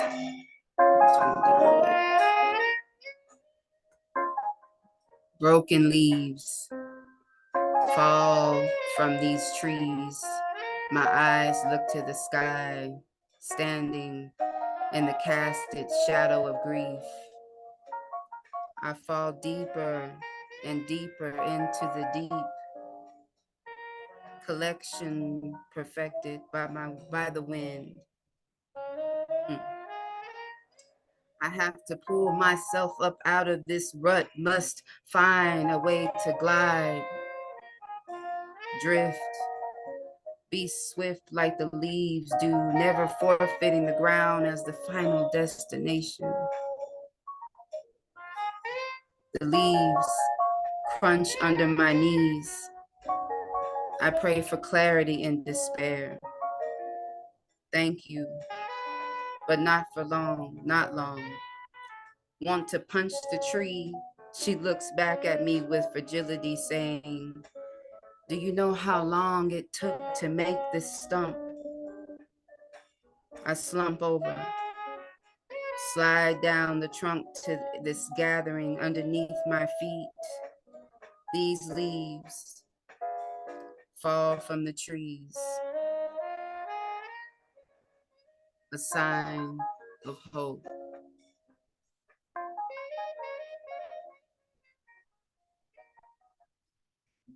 Thank y'all so much. Yo, thank you, Poet Con. That was dope. I appreciate you. I hope you come back time and time again. Welcome, everybody. Unmute yourselves and give it up for Poet Con and that I beautiful can't journey. hear you, love. I don't know if it's because I'm still, am I sharing the audio? What's, because I need my flowers. Oh yeah. Did you? Maybe it's because I turned it down too low. Yeah, you turned your Put it volume on down. mute. It was my fault. Can, let me say what I the song's said. still playing. I'm sorry. Okay. Yeah. Here's your flowers. You see them behind me? Flower. You're deserving of these and a million more because that was beautiful. Welcome. We hope you come back. Thank you so Yeah. much. Thank you so much for that. Everybody, since she couldn't hear us, unmute yourselves again and give it up. Hell yeah. Beautiful. That was fantastic. Wonderful. Thank you so much. We hope you come back. Man, I might, at the end of the night, I might have to read Catalyst's love poem, the one I wrote for her, because a lot of people here haven't heard it, and there's all this love in the air now. I thank Sophia for bringing that vibe, and because even if we're going through things, love will always prevail and love will always win. So, I appreciate that. But yeah, let's go. Let's just throw it off the hinges. Tori, I know you got my back, homie. Like, love or not, I don't know what to expect from you. I love you so much. My wife loves you. Everyone here loves you. If you could unmute yourself and bless us with some words, I would appreciate it. Hell yeah. So I'm working through some Oh, shit. wait, hold on. Oh, yeah. I forgot. So unlike us poets or musicians who want everyone muted while they perform, comedians need that instant feedback if their jokes are hitting or not. So I would request, if you do not mind, to unmute yourselves and Thank you. laugh at your own will. I would appreciate it as well, to your own comfort level. Yes. So yeah, I'm working through some shit. This is gonna be a little rough, but I like my my sets like I like my sex rough. Yeah, I'm glad that Maria took it there. It doesn't look like she's in the room anymore, but I detected a thick New York accent, so I was like, I want to see this chick perform live. I'm Oh, you here are for here, Maria. I see sure. you. Are you from New York? Yes, I am. And which is pretty funny because when I wrote that poem, it was my first time coming out of my comfort zone because, life is life. And I got so much criticism on that poem. And I was just like, you know what? I was scared to even say it. But then I said, everybody looks kind of humble and cool here. So Are you in the right spot? So glad you took it. Yeah. I'm so glad you took it there because I've got some sex jokes, so we're gonna play with that. And I detected that accent because my whole family is from Yonkers, so we got the thick New York. I was raised in Connecticut, so I didn't get too much of the accent, but I can tap into it, here and there. So I was asked yesterday, do you have any kids? And I said, no, I have sleep apnea. Which basically makes it like impossible to conceive kids, let alone like care for them, right? With all this like crazy shit that's going on in the world, I'm actually happy that I fucked up my FICO score. I am bipolar, bisexual, and that bitch who rode her bicycle to bankruptcy court. Now. Yeah. There's no easy way to get to bankruptcy court, but like your bicycle is really it's salt in the wound. It's salt in the wound. But like, so I don't have a 401k, right? Like I'm like very broke at the moment. And so I don't have any of that money invested in like those like, BlackRock or those like evil corporations that are doing bad things. So I'm like, all right, so I feel a little relief from that. But getting doubloons circulated into my account here and there would be a nice thing too. So I can afford a haircut. My hair looks ridiculous. I'm wearing my favoriteest funny ladies here. I've got Betty White, I've got B. Arthur, and the other ladies from the Golden Girls. They're kind of just fueling me. Betty White. Fueling me. I'm going to tell you a little history lesson. So when I lived in California, my rent was just a thick stack of parking tickets. And on my journey through houselessness, I landed in this, I would just like, I had good credit at the time and then I tanked it. I would just rent cars and like drive around and sleep in them. And so one of the places that I landed on this journey was this magical place called Pixley, California in the Central Valley. And it's this really like rural agricultural town. And I looked at the history of it because I'm a history nerd.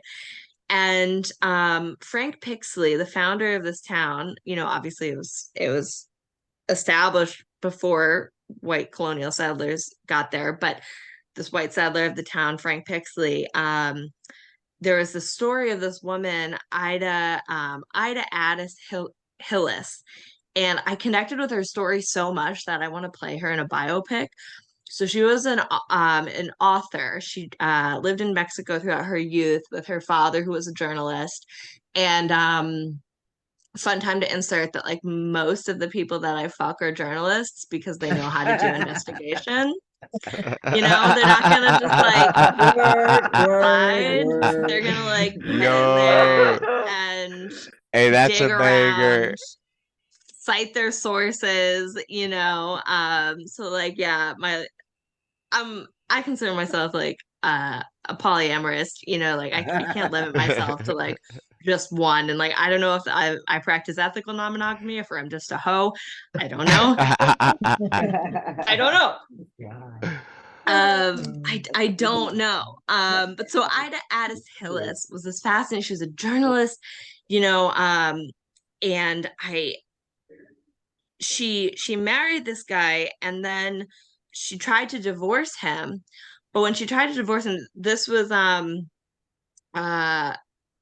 back in the 1800s, she tried to divorce him, and he immediately declared her insane, which is like what men could do and still do to women. Free Britney.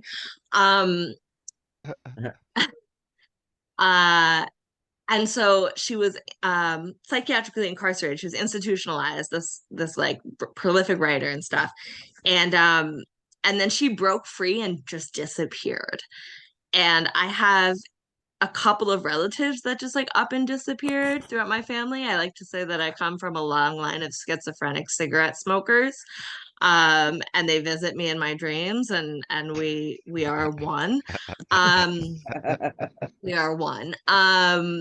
So she disappeared, and I was just like, I've got like, this is like this little known, I have this like fascination with this woman, like meanwhile there's like no photos of her writing, like not even that much of it like was published, so I have to like go into archives and like dig it up. So I'm obsessed. That's Pixley, California. We talked about fucking journalists. I once gave a foot job in a that Kohl's fucking parking lot. journalist joke, Tori, that is a banger. Yo, pull that one off, master that one, come up with little Oh my God. come up with callbacks for the end of the show on that one, because that is gold. That's gonna take you places. Like, thank you. It you came hit out the like I'm fucking like mark on that I'm one. sweating right now because like this just the whole energy, it just I love this room. I just have to say that like your stuff everyone here, your shit inspires me.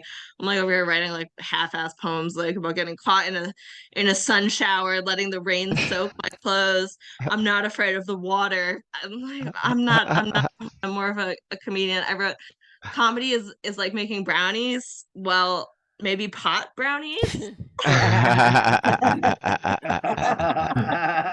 I have so much stupid shit. Let me just end on this one though. So I gave this foot job in front of a Kohl's parking lot, but don't worry guys, I gave him 69% off.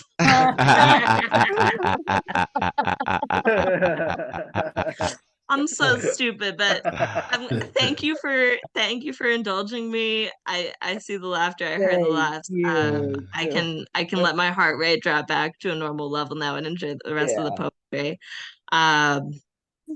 Thank you. I really appreciate it. And thanks for the feedback on that one joke. I Yeah, wrote I'm that telling one you, like that's fucking while gold. yeah, this thing is dangerous. This, I don't know how your guys' creative process goes, but like y'all inspired me to like put my shit together and like start working on a book. So I'm working on this like love letters book. Because I like often like write people these like really heartfelt, like loving things, and they're like, oh my God, you just like made me cry. And I'm like, I should So probably share that. Yeah, like like I like put it in a Substack post, like, like if I auction my journals, would people buy them? My friend was like, well, I'm not gonna read like your handwritten personal diary, but if you yeah, but if typed you your shit type it up, out and if sell it I as an type it up, ebook even. so exactly, so that's what I'm working on. But like I find that like this just stuff gets lost in there and I can't fucking Yeah, find with it, the and I feel like a little paperless like shit of it. troll.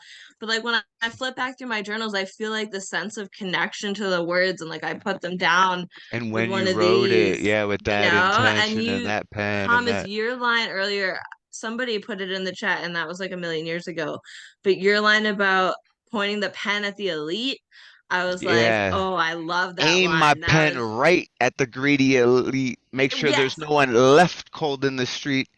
So I threw like the left and right, but like right, as in aim my pen right towards the greedy elite. exactly. So it's like a It triple was entendre with a callback. Like, yeah, I like writing. so good. You should run a writing workshop again. I would I'm attend gonna another start writing doing that workshop. again. We're gonna do a podcast as well. I'm gonna lean into this Love open it. minds thing. I'm trying to find a day job because I need to pay bills, but I think Amen. if I lean into the open minds thing, I can make a living off of it, Hell yeah. So yeah. Dreamwork makes the team work. So we're Yeah. here for you. We're here for Yeah, you. well, I appreciate y'all. I love each and every one of y'all. Show up here Friday night, man, and just make my whole week. Like I said, I was going through a rough day, and I'm smiling, laughing now, right? And we're laughing and laughing. Yeah, and we still have so many more wonderful people coming up. So let's keep this show rolling. Coming up next, we got Debbie Segal, my wife's new sister. Thank you. Thank you, everyone. I guess the feature left, so I'm going to do a different selection. I was going to do a kind of a mental health, but I feel kind of vulnerable. And so I'm just going to do a more October couple of poems. You know that at this time of the year, the veil between the seen and the unseen is the most thinned out. So I'm going to go with these two. One of them you may have heard, one of them I don't think I've read here. Okay. 13 superstitions. Burnt dream, terse team, thirsty, cursedy 13. Crack in the walk, black cat crossed, broken mirror, while Pergus knocked. Certain words you just don't say. Certain days you'd better pray. Cross finger, telltale heart, voodoo doll, fall apart. Rabbit foot, monkey paw, pair of lucky strikes. Third time charm, 13 harm, hurtsy, cursedy time. Laugh when a hearse goes by and the 13th day is nigh. Kraken of days, cursed first, worst superstition. Friday fiction, TGIF, Y day is a 4. First of all, 13 is a 4. The seasons, the quarters, the elements. In witchcraft, 13 is a 4. Fall on the floor, step on a crack, don't talk back. And we've got this a dark flicker in the infinite night. In the marrow of your mind's eye, a long-handled shovel digs your grave. Baron's top hat and tails are flashy. Thick cigar betwixt fingers ashen. Them fancy shoes be dancing. Long-handled shovel pulls you. Mistress of sleep lets your heart keep beating. Winter wind pushes you. 1 points to 0. A blackened mirror taunts you. 0 has no opposite. A fractured picture haunts you and flickers, mocking time. The grave has enough room. Push out, pull down, shiny, slender moon. Time is then, is now, when later is soon. Tiny old moon above, below, release the dove, left, right, before us. Light crafted of dust and dreams, bathing in crystalline milky streams.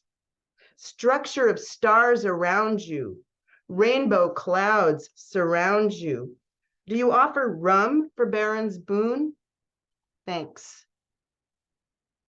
Thank you, Debbie. Yo, thank you so much for sharing your poetry. I love it. Thank I love you. it. I love that first one. Everybody, unmute yourself and give it up for Debbie. Debbie, that Segal. was delightful.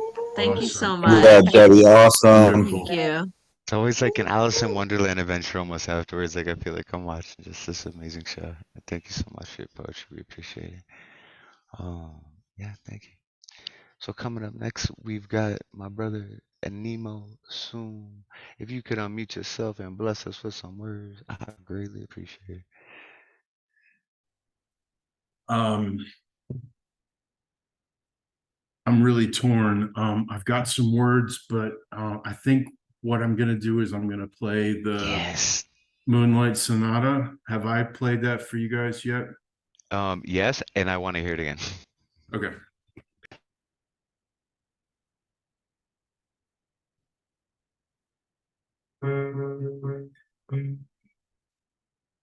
Volume? Oh, wait.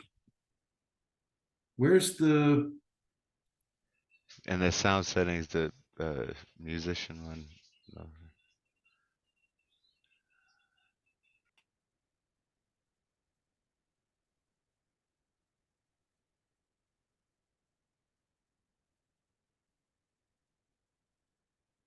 Okay. Wow. They've made that so much harder than before.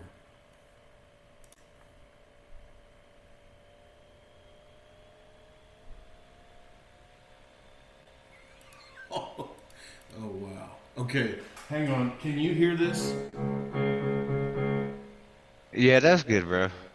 Okay, so Hopefully we'll be able to pick up some of the lighter ones though, but yeah, that's good. Okay.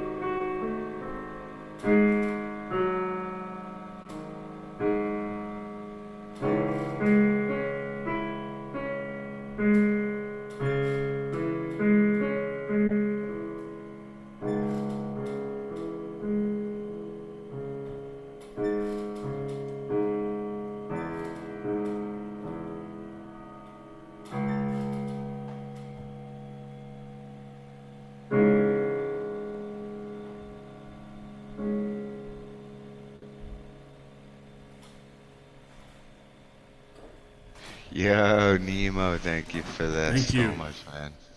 That was beautiful. And like I said, like Chopin himself would be proud. Like that's And you could you really feel captured. that. Yeah, you can feel it, man. Like you're fucking amazing, man. I love you, brother. Everybody unmute yourselves and give it up for Nemo Sum. Thank you, Nemo. That was so Thank you so beautiful. much. Beautiful. Thank you. Thank you. Thanks for that great adjustment, Nemo. Yes. I love how you said that. Yeah. All right, coming up next, we've got our Shanelle.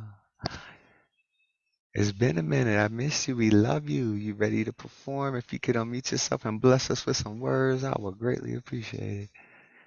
Greetings, everybody. Yes, it has been a minute, and I have missed you all. And my video turned off. Okay, so I enjoyed everyone talking about the importance of mental health. That's actually one of my passions. I've spoke on it so many times, and it's nice to be among friends where you're comfortable to talk about that, because the violence that's been going on in our world today has brought such a dark and negative light on mental health. And a lot of these crimes, like mass shootings, it has nothing to do with mental health. It has everything to do with hate. And the poem I would like to share with you is one of my, is actually in my digital collection. And I wrote this in response to the death of my brother. He was a victim of senseless gun violence. And I would like to share this with you. It's called Death of a Dream. And all of my recordings are available on all streaming music platforms, and in the digital version and in the printed version. There's a book which I will be reading from, and it's available on Etsy. Death of a Dream. Lord knows, dreams are so hard to follow. So many people, after they fulfill their dream, they forget the struggle and turmoil. They ignore the hope that once grew inside, the passion that leads the journey to strive, the hunger for greatness that once consumed their very being. As I mourn the passing of Michael Jackson and grieve the absence of my brother Sydney, these past few days I've sought my Creator for an answer or some peace, but felt my failures have been tattooed on my skin with metal, and I am going through a CAT scan. The giant magnet that encircles me is pulling each piece of metal, entrapping me with nowhere to run, reaching out to emptiness. The whiteness of my teeth hides the shadows that lurk in my eyes. Finally alone. The hollow echoes through the house, finally matching the lonely cries. The raw shea butter hides the tear streaks, mourning the loss of a dream.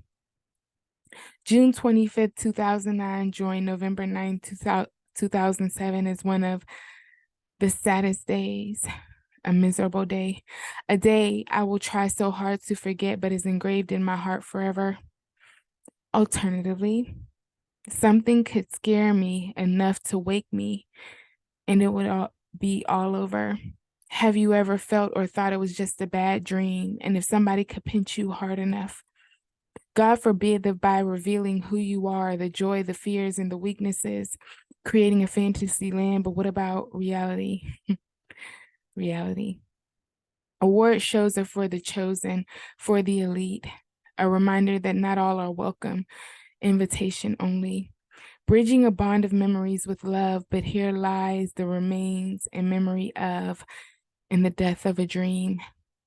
Shattered and buried in pieces that seem to resurrect themselves, I lay in bed every night praying that God releases this thorn that takes over my mind.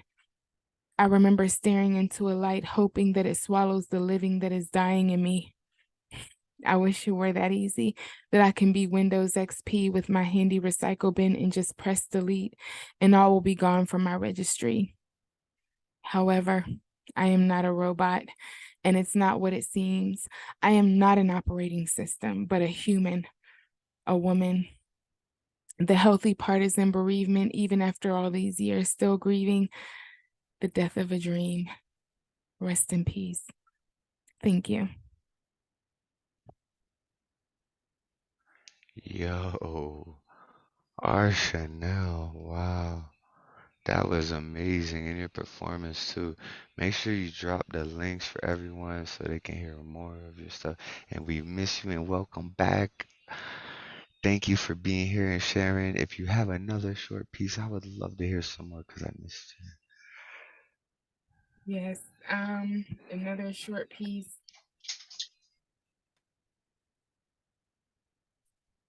Let's see.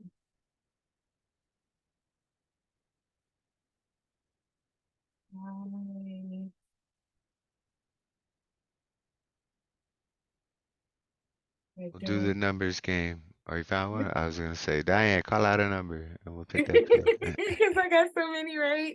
Yeah. 12. 12. Diane wants 12. Page 12. 12. Okay. Page 12. It's like I would like to share. These are all of the books that my poems have been featured in. You can find, even just searching our Shanelle in Google, you will find that my poetry is everywhere. And the poem that I will be reading is called, this one is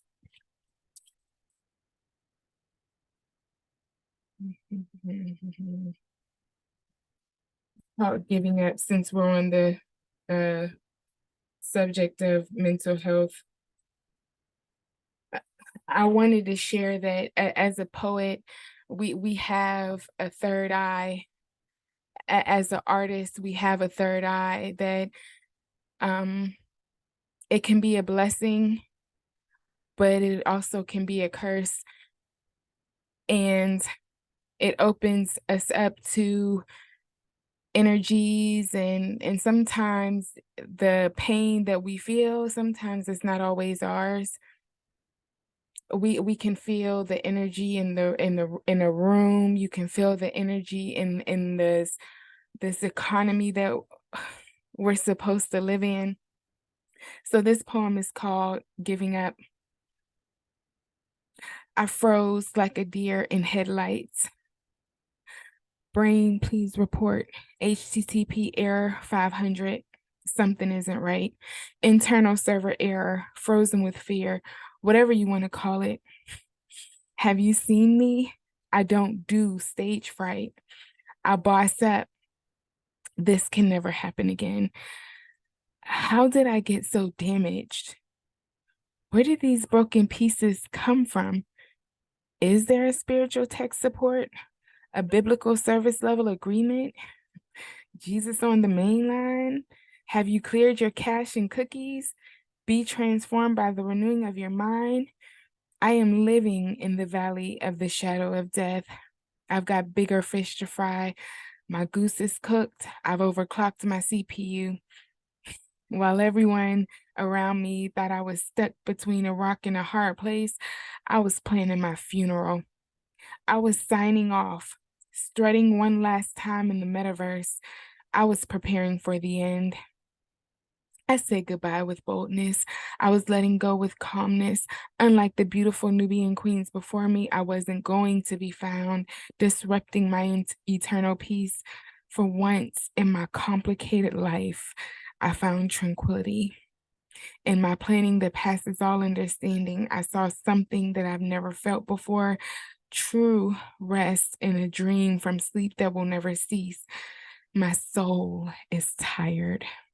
It hurts to hope or even think there is an ending to my current suffering on this side of glory. My logic is undeniable. I won't leave breadcrumbs or curse my life, but at this stage, only an act of God can stop me. Thank you. Shanelle, thank you. I love your poetry, and look at you balling with all those books over there, looking so good and so smiley. We miss you. We hope to see more of you. And if we don't see you, I know that you just out there doing good things, man, doing big things, and I appreciate that. And I appreciate everything you do. Everybody, unmute yourselves and give all the love you have for our Shanelle. Woo! Our Shanelle. Wow. That was so good. Beautiful. Some of my favorites. Thank you. All right, coming up next, we have the lovely Miss Diane Ward. Thank you for being here. If you could bless us with some words, I would appreciate it. Well, thank you so much. And it's a pleasure to be here, of course, of course. And I just want to start by saying that Findel has a lit magazine out called Mayari. And in that, I wrote a piece giving credit to your beautiful wife, where I mentioned that Catalyst from Open Minds with Thomas, that she coined the phrase Cyclops, and that to write a Cyclops poem, it has to use words that only have the letter I.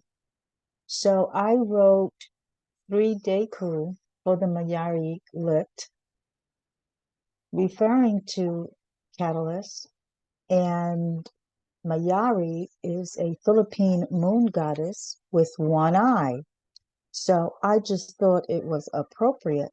And as I've told other people, you know, when you borrow someone else's art form, you give them credit for developing it. Okay, so Finbo was very happy to remind everyone, you know, this was not my idea. This was not Diane's idea. This was Catalyst. So I wanted to use that Cyclops We had an form for excellent Mayari. Fincabulary event where we introduced it, and it was so awesome.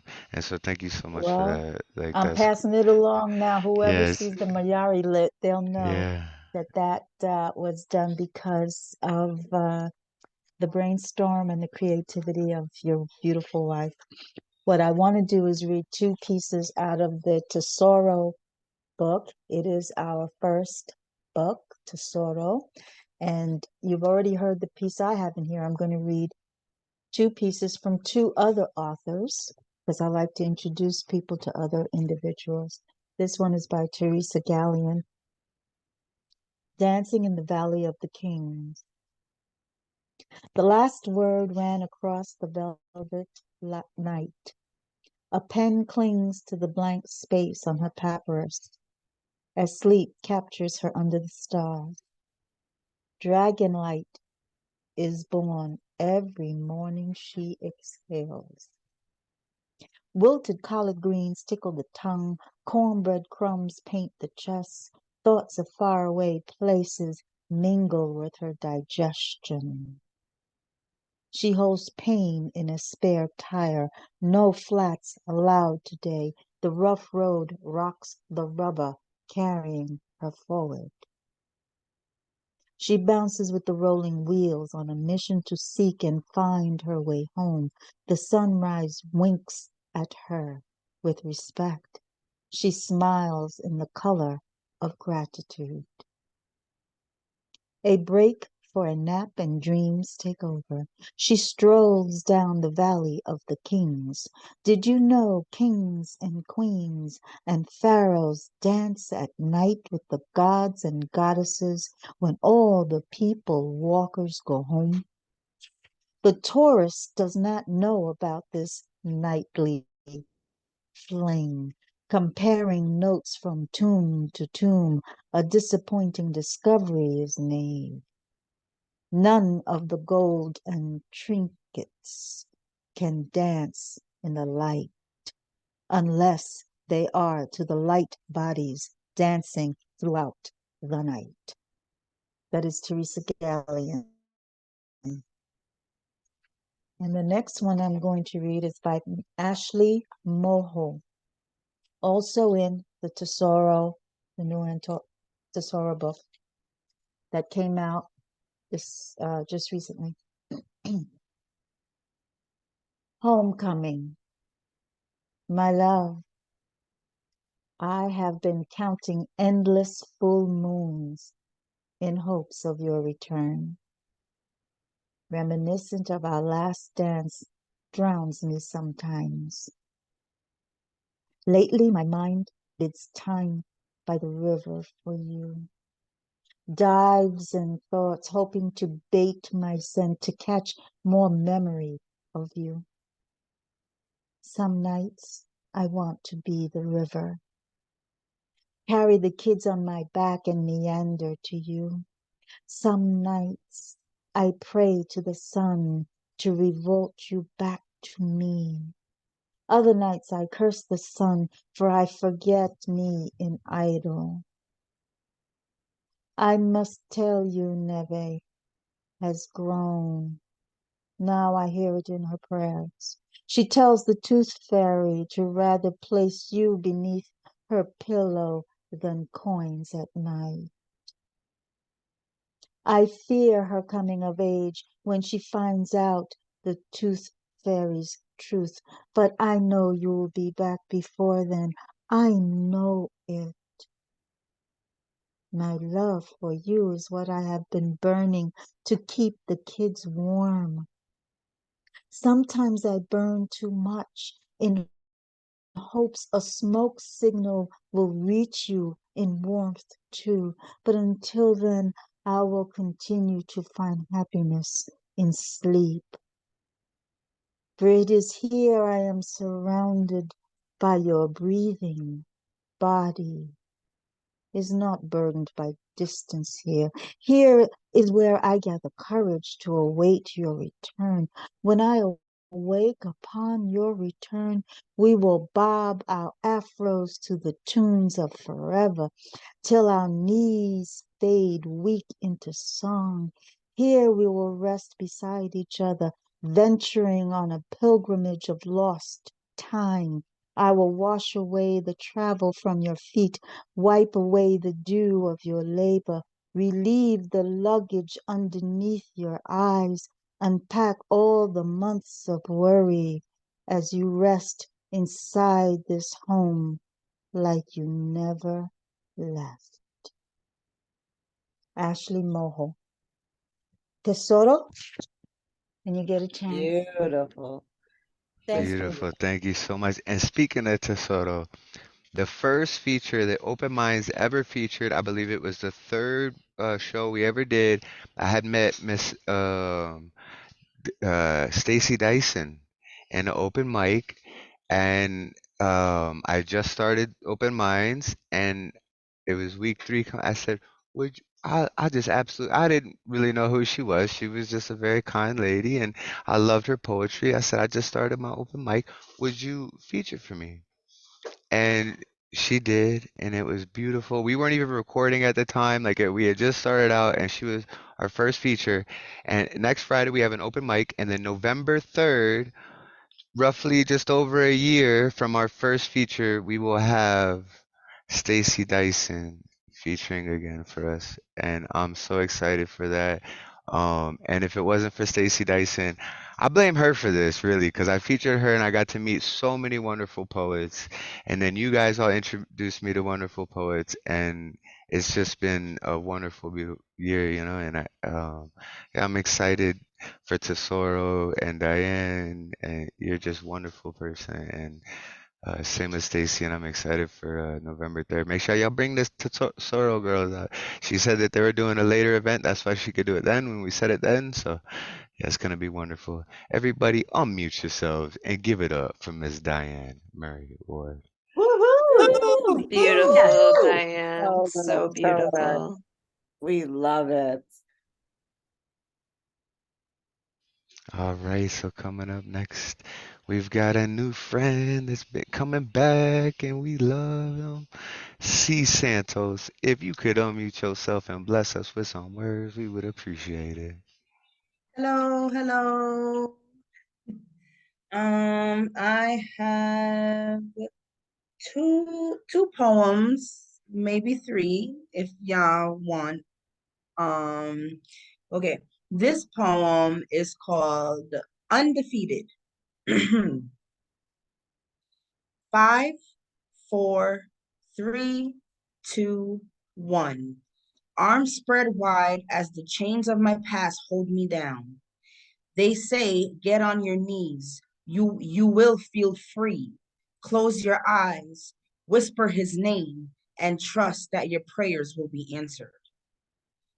I am conflicted between the sweet rush of sin that dangles from his lips to the sweet sounds of peace that only if you are ever so silent, you might be able to hear. I have been manipulated, tossed away, shattered just by the sound of your name. I have been used, abused, but you still were my worst mistake. I am drowning, but still holding on. Are you listening? I know you can hear me. I know you see me. I have been ignored, chosen last, or not at all. I do not know what it's like to have blood family by your side, not even friendships that turn into family. I do not know what it's like to grow up with both parents or even one. I do not know what it's like to have self-esteem because mine has been low ever since I was just a preteen. Do not wipe away my tears.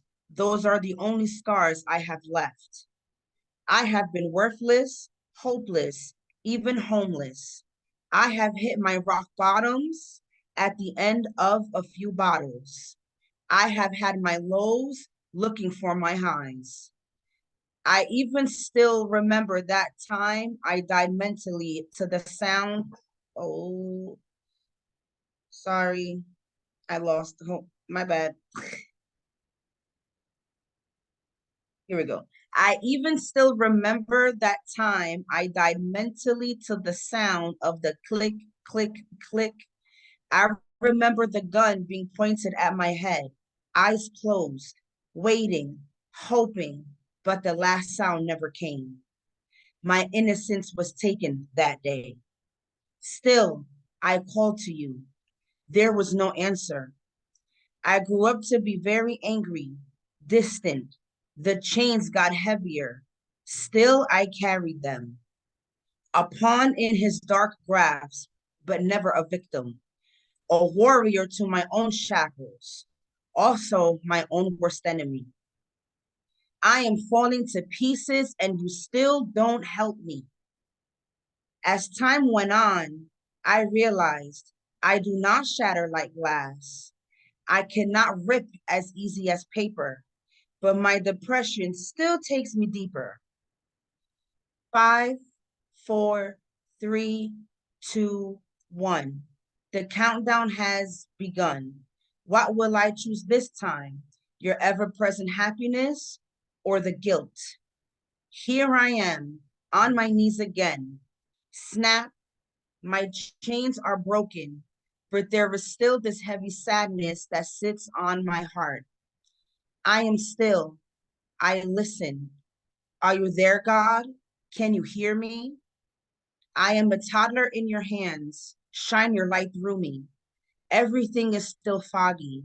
My journey is just beginning.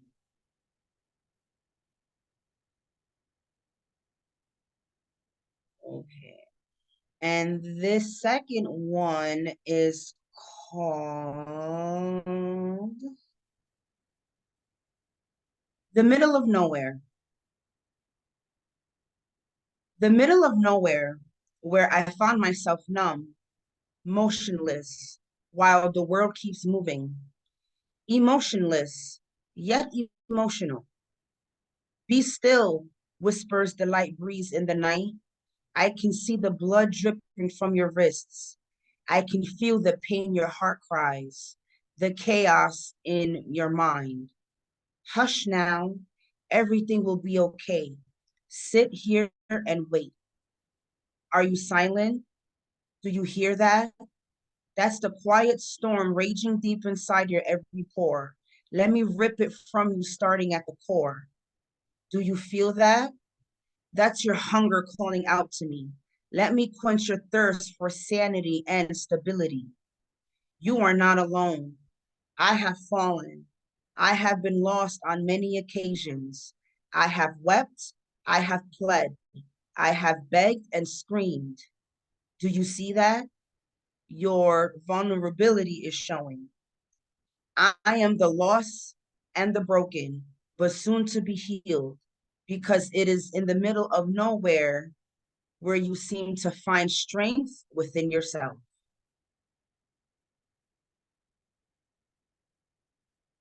Yo, that last line, because it's in the middle of nowhere where you find strength in yourself. Oh, get it, girl.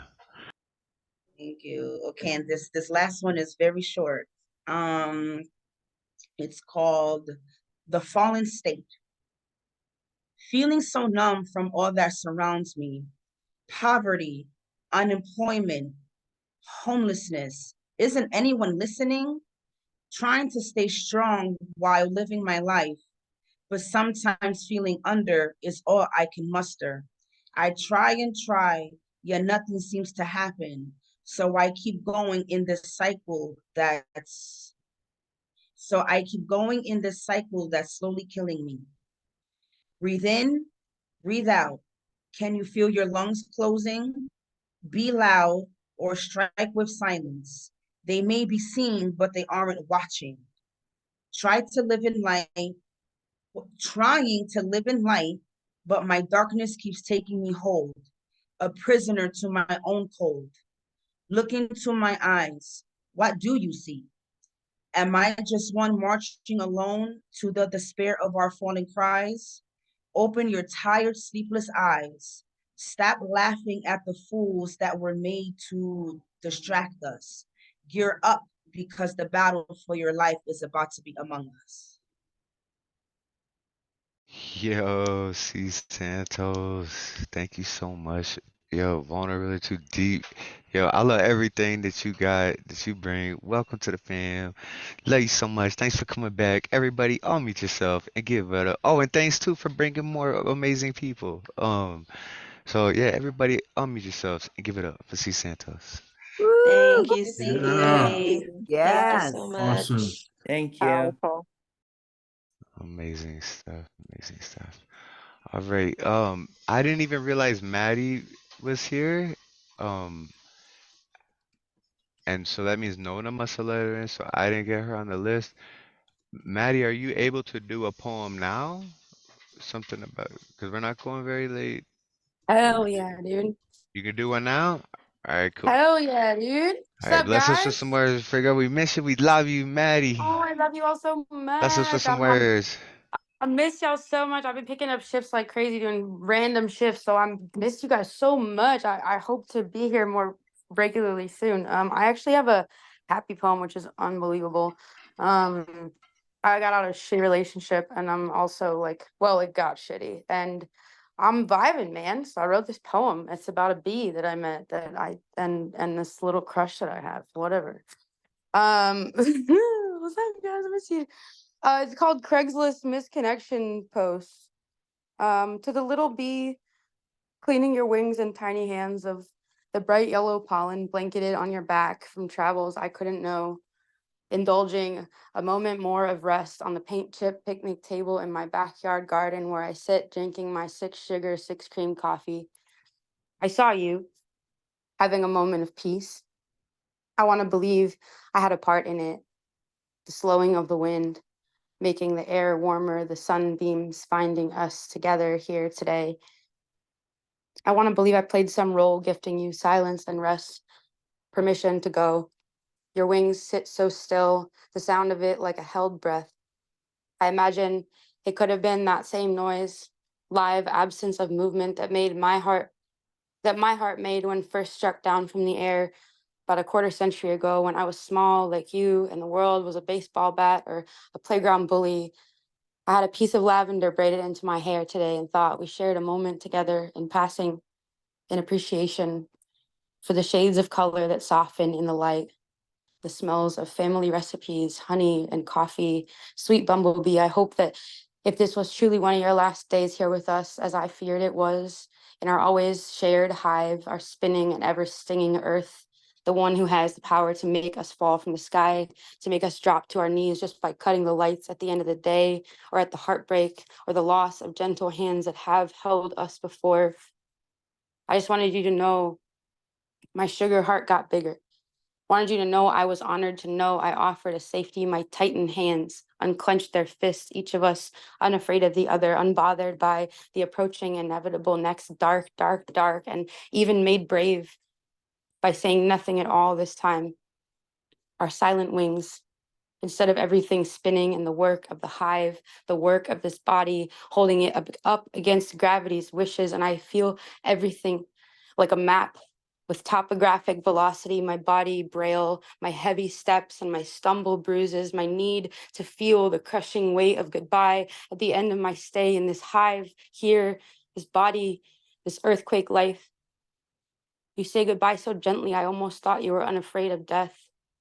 How strange to let go like this, to watch it and swallow the fear, oh loss, how easily we can hurt one another and choose not to. I'm learning there are places my fear can be held like a 3-year-old's heart.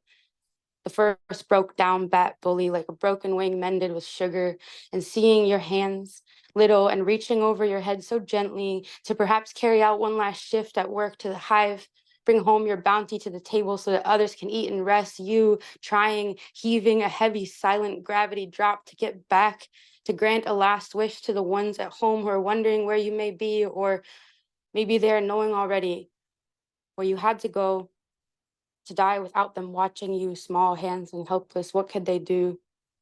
You've held yourself here, and perhaps the last flower you ever kissed and made bloom is still sitting softly on your chest, holding the tears back in its petals. The grief of it all has left me splayed across the hardwood floor, face down in gratitude for how my body carries me from one beautiful petal to the next, a hand to hold, an exchange of scar stories, a 5 a.m. almost kiss that giddies the gathered up flowers in me that I have pressed and pressed and pressed in books stocked up for years for the frost, the giggles you stifle or stockpile to share with others who are so beautifully deserving of your joy and gifts and generous honey bee baby. Oh, how you have done so good here.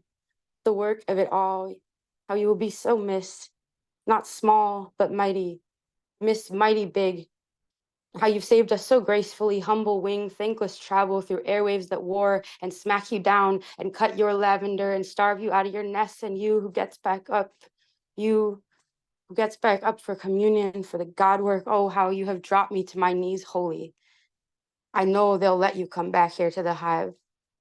God, I mean, maybe next time a bigger visitor. God, I mean, they'll give you a seed. Maybe you could be a redwood, or you could sing me karaoke, or just be the giggle in my eyes that made me wrinkle up old joy and grateful. I'm grateful.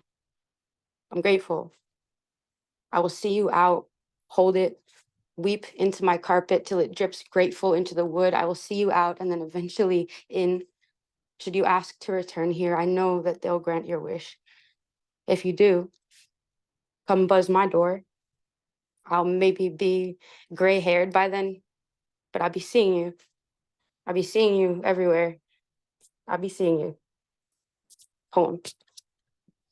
Yo, Mattie, thank you so much for coming through and Thanks, sharing that y'all. with you. Love you. And I know that you're busy and stuff, which is kind of good. You out there doing your thing, you know what I'm saying? But I miss you. Hopefully you can work out your schedule so you could be here more for us. Dude, like next week, I will be here next week. I miss you guys so much. This shit is essential for my mental health. And I'm listening to all you guys. I just can't chat because I'm be driving on my way to work. But I'm always here in spirit. I love you all so much. This is my fucking church. I love you all. I love you too. Everybody unmute yourselves and give it up for Mattie. So good, Maddie! Mattie. Thank you. Love you. So good. We love you. We Wow. miss you. Yeah. Drive safe. Yes, drive safe, get to I work love y'all. safe. Thank you. We love you too. All right, coming up next, we've got Principe. So, Principe, if you could unmute yourself and bless us with some words, I'd appreciate it. I'm going to be reading two poems. The first poem is called Poetic Poetic Journey. When I started the poetic, when I started the long poetic, when I started the long track of this poetic saga, I was defeated inside the moon, not hoping for a big boom. It takes 10,000 hours to perfect the craft. Well, what can I say? I am 10,000 steps from those doorsteps. Now I move past the moon. Yet I am not fully formed, just torn between states of maceration. At the foot of potential greatness, I stand at an ascending star. Only if I could reach the threshold. One day, my name will be etched and immortalized in history. That's the first poem. Yeah, yo. So dope, man. Good. Thank you. And the second poem is untitled right now. In New York, concrete jungles where dreams are made of, there's nothing you can't do. Yes, indeed, in this city, there's nothing you can't do. You can't get glued to floors and walls of airports, waiting for time to slink into hours, minutes, and seconds, being blind and asunder by your hopes of flying. Not today, but tomorrow. Yeah, as French and Sinatra sung, I want to be part of it. New York, New York. Me too.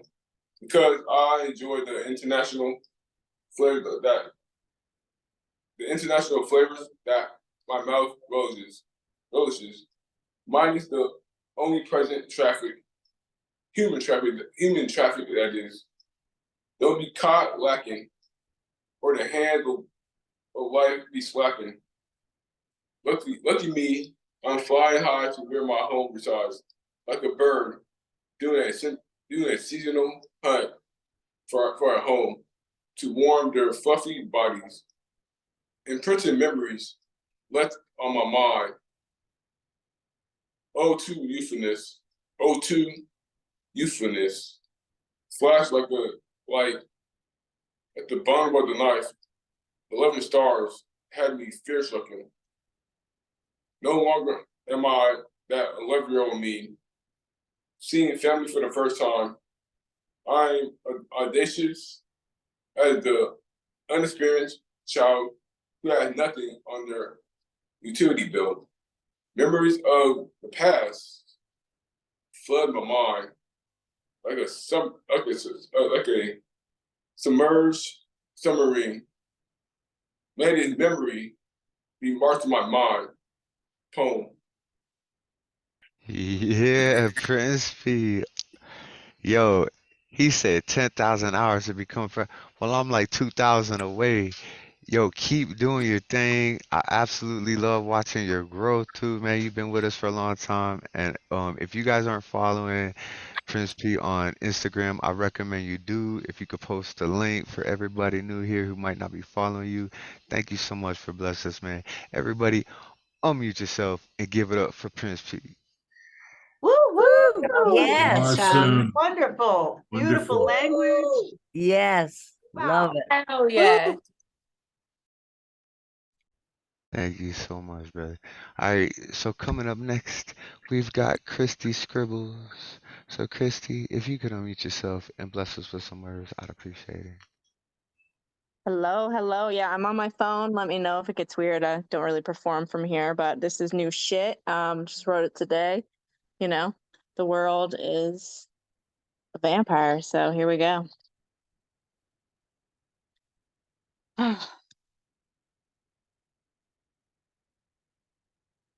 The static in my brain, the static in my brain causes so much pain, causes so much pain. The pain inside my brain, the noise inside this void, the reckoning of the systems, systems down as we go round, merry-go-round, systems down as we go round, merry-go-round. Round the corner of my mind's own blinded eye. Round the corner as I see the world of lies. Lies there waiting for the world to see. Lies there waiting, trying to control the we. Controlling we, they echo across my brain. Controlling me, slowly I go insane. Go insane, they chuckle with a laugh. Go insane, the voices of the sound bath. Ringing bells, they chime all fucking night. Ringing bells, how much longer will I fight? Fight the chimes, fight the gongs of the ringing in my head. Fight the systems, just place me into bed. Lie me down, will I fall asleep? Lie me down to become the jumping sheep. Jump the fence, counting them one by one. Jump the fence, until the day is finally done. Done am I, crackled static of my mind. Done am I, the dreaming clock of the time. Step into the portal of the night. Step into the wings where I take flight. Fly away, my soul whispers sweet. Fly away, into that place we meet. Lay the body, the mind is fast asleep. Lay the body inside the still of me. Change the world, for only it's a dream. Change the world, multidimensionality. What is real? What is real as it flashes the many me's? What is real? Inside dimensions do I see the static as I wake to watch the wall. See the static, stuck inside the stall. Stuck inside has me here stuck inside. My mind holds me in here.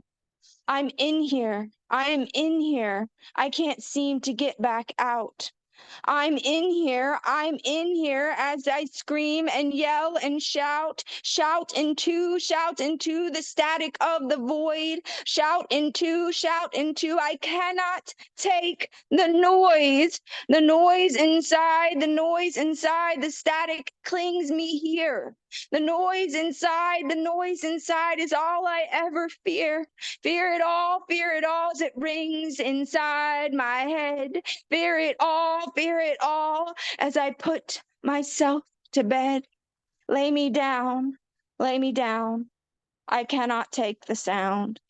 Down me lay, as the static finally drowns. Thank you. Yo, Kristi. What the fuck? None of us was ready for that. That was No, that amazing, was a dude. Like, performance and a holy half. Oh my shit. God. Like, I feel blessed to have just witnessed that. Like, that was amazing. Everybody, unmute yourselves and give Thank it up you, for thank Kristi you. Scribbles. Like, Damn, That was Kristi. so modern, man. So That was really intense. good. Oh, woohoo! that shit was dope. I love you, sister. It's so good to see and I'm hear gonna from you and dream remember about stuff. that tonight. I know, right? Like, oh, in the static, just amazing stuff. It's amazing. Yeah. All right. So coming up was gonna be Jason Santiago, but they were coming in and out, and they're not here now. So we're gonna move on to our next person, Alex Phuong, if he's still here, right? Yep. Alex, if you could unmute yourself and bless us with some words, we would appreciate it. It's good to see you again. Yeah. Okay, so the reason why I came in an hour late was because I was doing volunteer work at my local library. So I'm actually putting in a poem in the chat that I wrote on Labor Day, and then I sent it to Moonstone Art Center and they published it. The guy's name is Larry. He published my work before. So this is called The Worth of Work on Earth because it's a Labor Day themed poem and I even wrote it on Labor Day.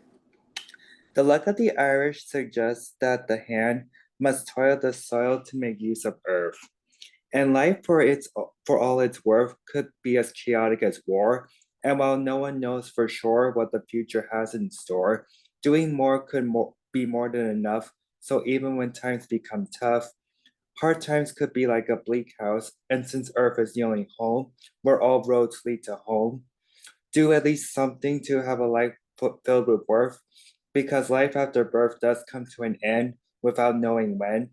So begin to live and forgive while choosing the choice of sharing a voice so that the courage to speak can benefit the weak every day of the week, even on Labor Day.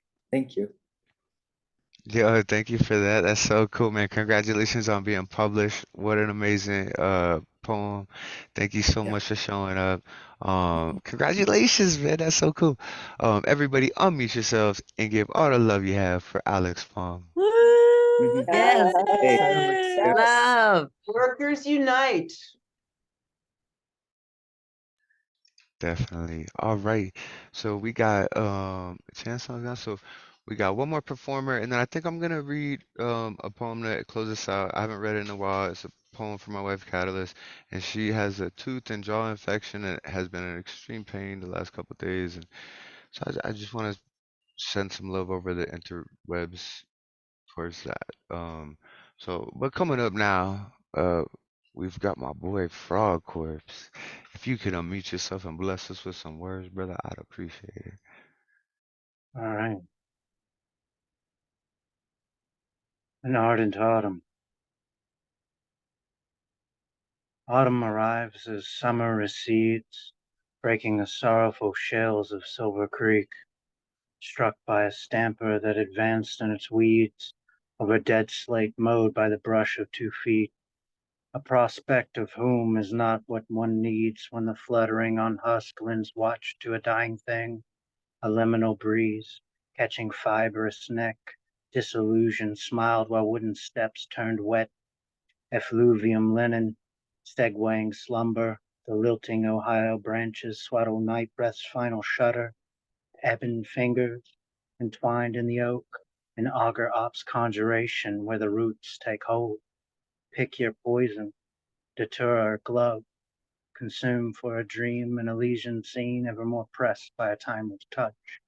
And by, this gloom shall spread over the marshes and the groves, a nightly fixture of pastures drenched in a folly of the wooden row, blessings be by the pressing sea, lifting against a statement, so add another for thy brother refusing to submit insertion as evident, for wicks to sing a last chirping plea, stretching along the burn, a vigil light or evening sights of a witch hung by the foot.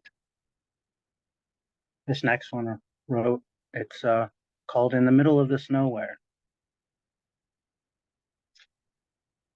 I used to be free, unbounded by thoughts, mere memories.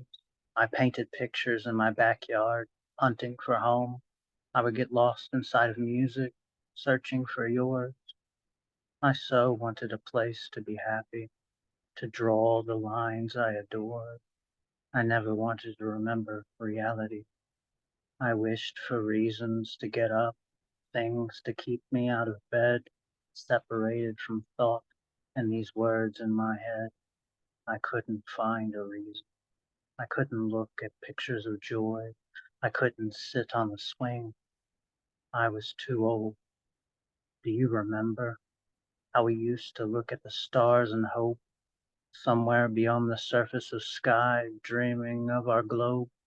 Now they're just burning rocks, flecks of dust, racing to our past, sending a message that 20 years changed like this, a warning, a letter unopened, missives unsent, just thoughts in retrospect, attempts made to shout out at the tiniest of hands, premonition, alone, nary a voice to share, distant, not a hand to hold, reminiscent, who would care to know?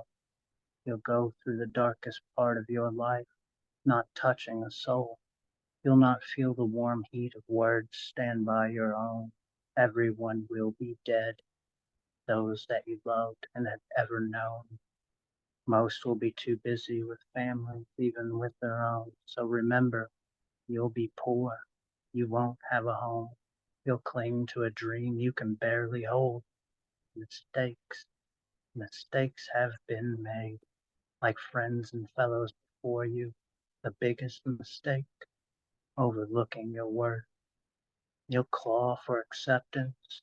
You'll tear away at your chance, only mere blips of light with no one in sight. You'll take your own life to have one. This is your premonition, your self-made prophecy. You'll fill every mile and chalice, overflowing with illusion. You'll drink it at the brim. You'll stare at what little you have and lie thinking you're whole, daydreaming relentlessly of always wanting more. You will trade your things for memories, and it too will be a wasted gold. When you awake on most of your days, you'll find yourself alone. You can't take it back. Remember those asteroids as a kid? The ones you wanted to ride on and go home? Well, the ride's not coming, and neither are the people that you want most. So here's the truth to you. You'll fail, but eventually you'll have friends. They'll come from unexpected places, but you'll never see the same faces again. Time is your enemy. Your memories will be too. You won't let go of the things once said. You won't find a way to move. You'll draw a blank face, standing with a blank stare. You're a deer in the headlights. You'll be consistently stuck there. Is this where you want to go? Somewhere down this road? I wish it could have taught you, but it's too late now that we're grown. Yo, a master of his craft. The descriptors, the structure, the delivery. Frog, I love you, brother. You know that. Um, this man just launched a book 3 days ago. Frog, if you could drop the Congratulations. link in the chat so everybody could buy it. Yes, sir. I gotta go dig that up real quick, actually, because I don't, you know me, I don't even like to promote my shit when I drop it. So I was like, yeah, book it. It's whatever. Yeah. All right. Yeah, I'll What get is it? Poems to die to? Right? Is that yeah, what it's called? poetry to die by. Poetry to die by. Yeah, Poetry to Die by Frogg Corpse, the artwork by Vitaly Ilyin. He's someone, a good friend of mine from Moscow, Russia, resides in Sevastopol, Ukraine. Worked in art circles with artist Anton Semenov, another famous Russian artist, and a slew of others in their art collective through there. Had galleries in St. Petersburg, done stuff, over in Europe. So got him to do 20 artworks for the book, and it accompanies 20 poems out of the 86 that I have in the book. And yeah, it just dropped on the 17th. Congratulations, brother. Oh, I'm so proud of you, man. I want a copy.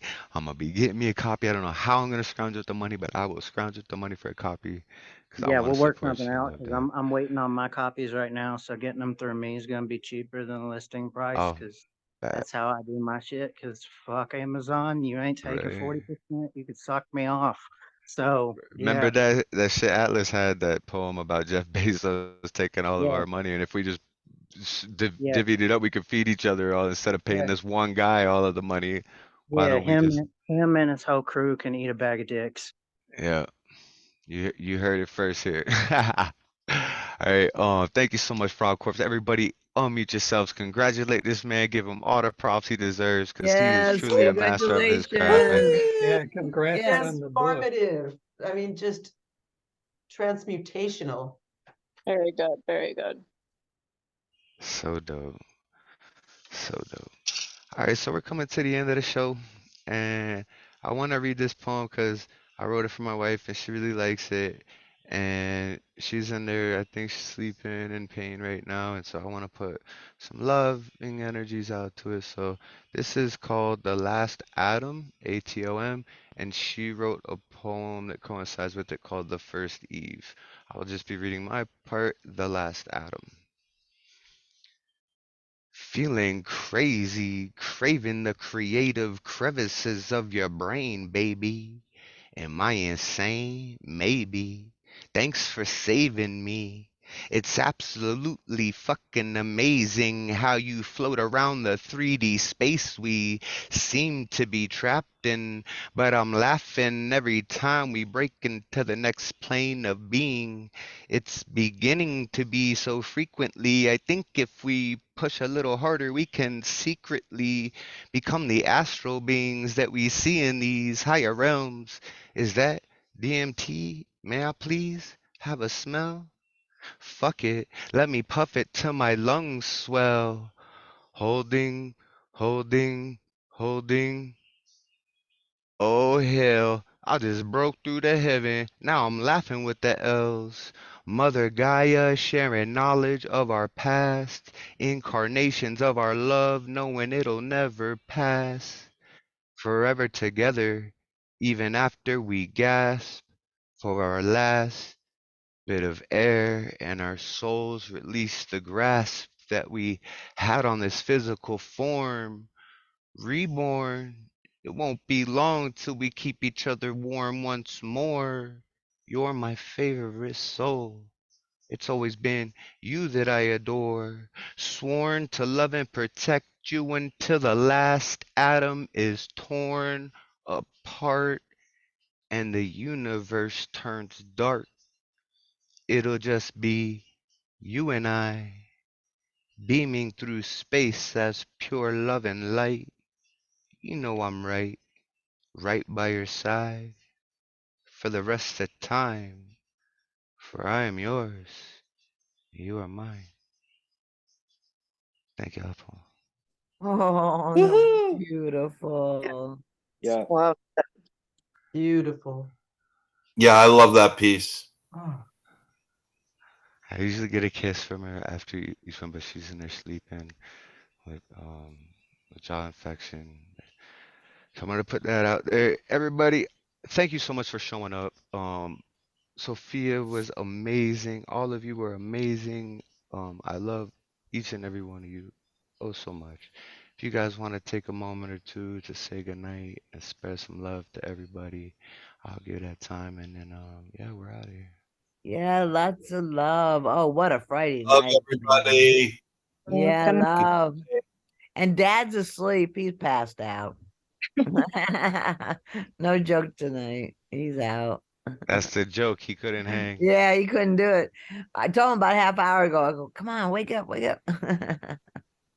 No way. Thanks everybody for being here again. And thanks, Thomas, for making this place. Yes. Oh, happy Yeah, place. thank you, Thomas. Love to Catalyst. Thank you, everyone. Be well. Hope she feels better. Love y'all, mama. Love you, Tama. Good night. I hope you heal up well. I'm doing good. Energy for you too. All right. See y'all next Friday.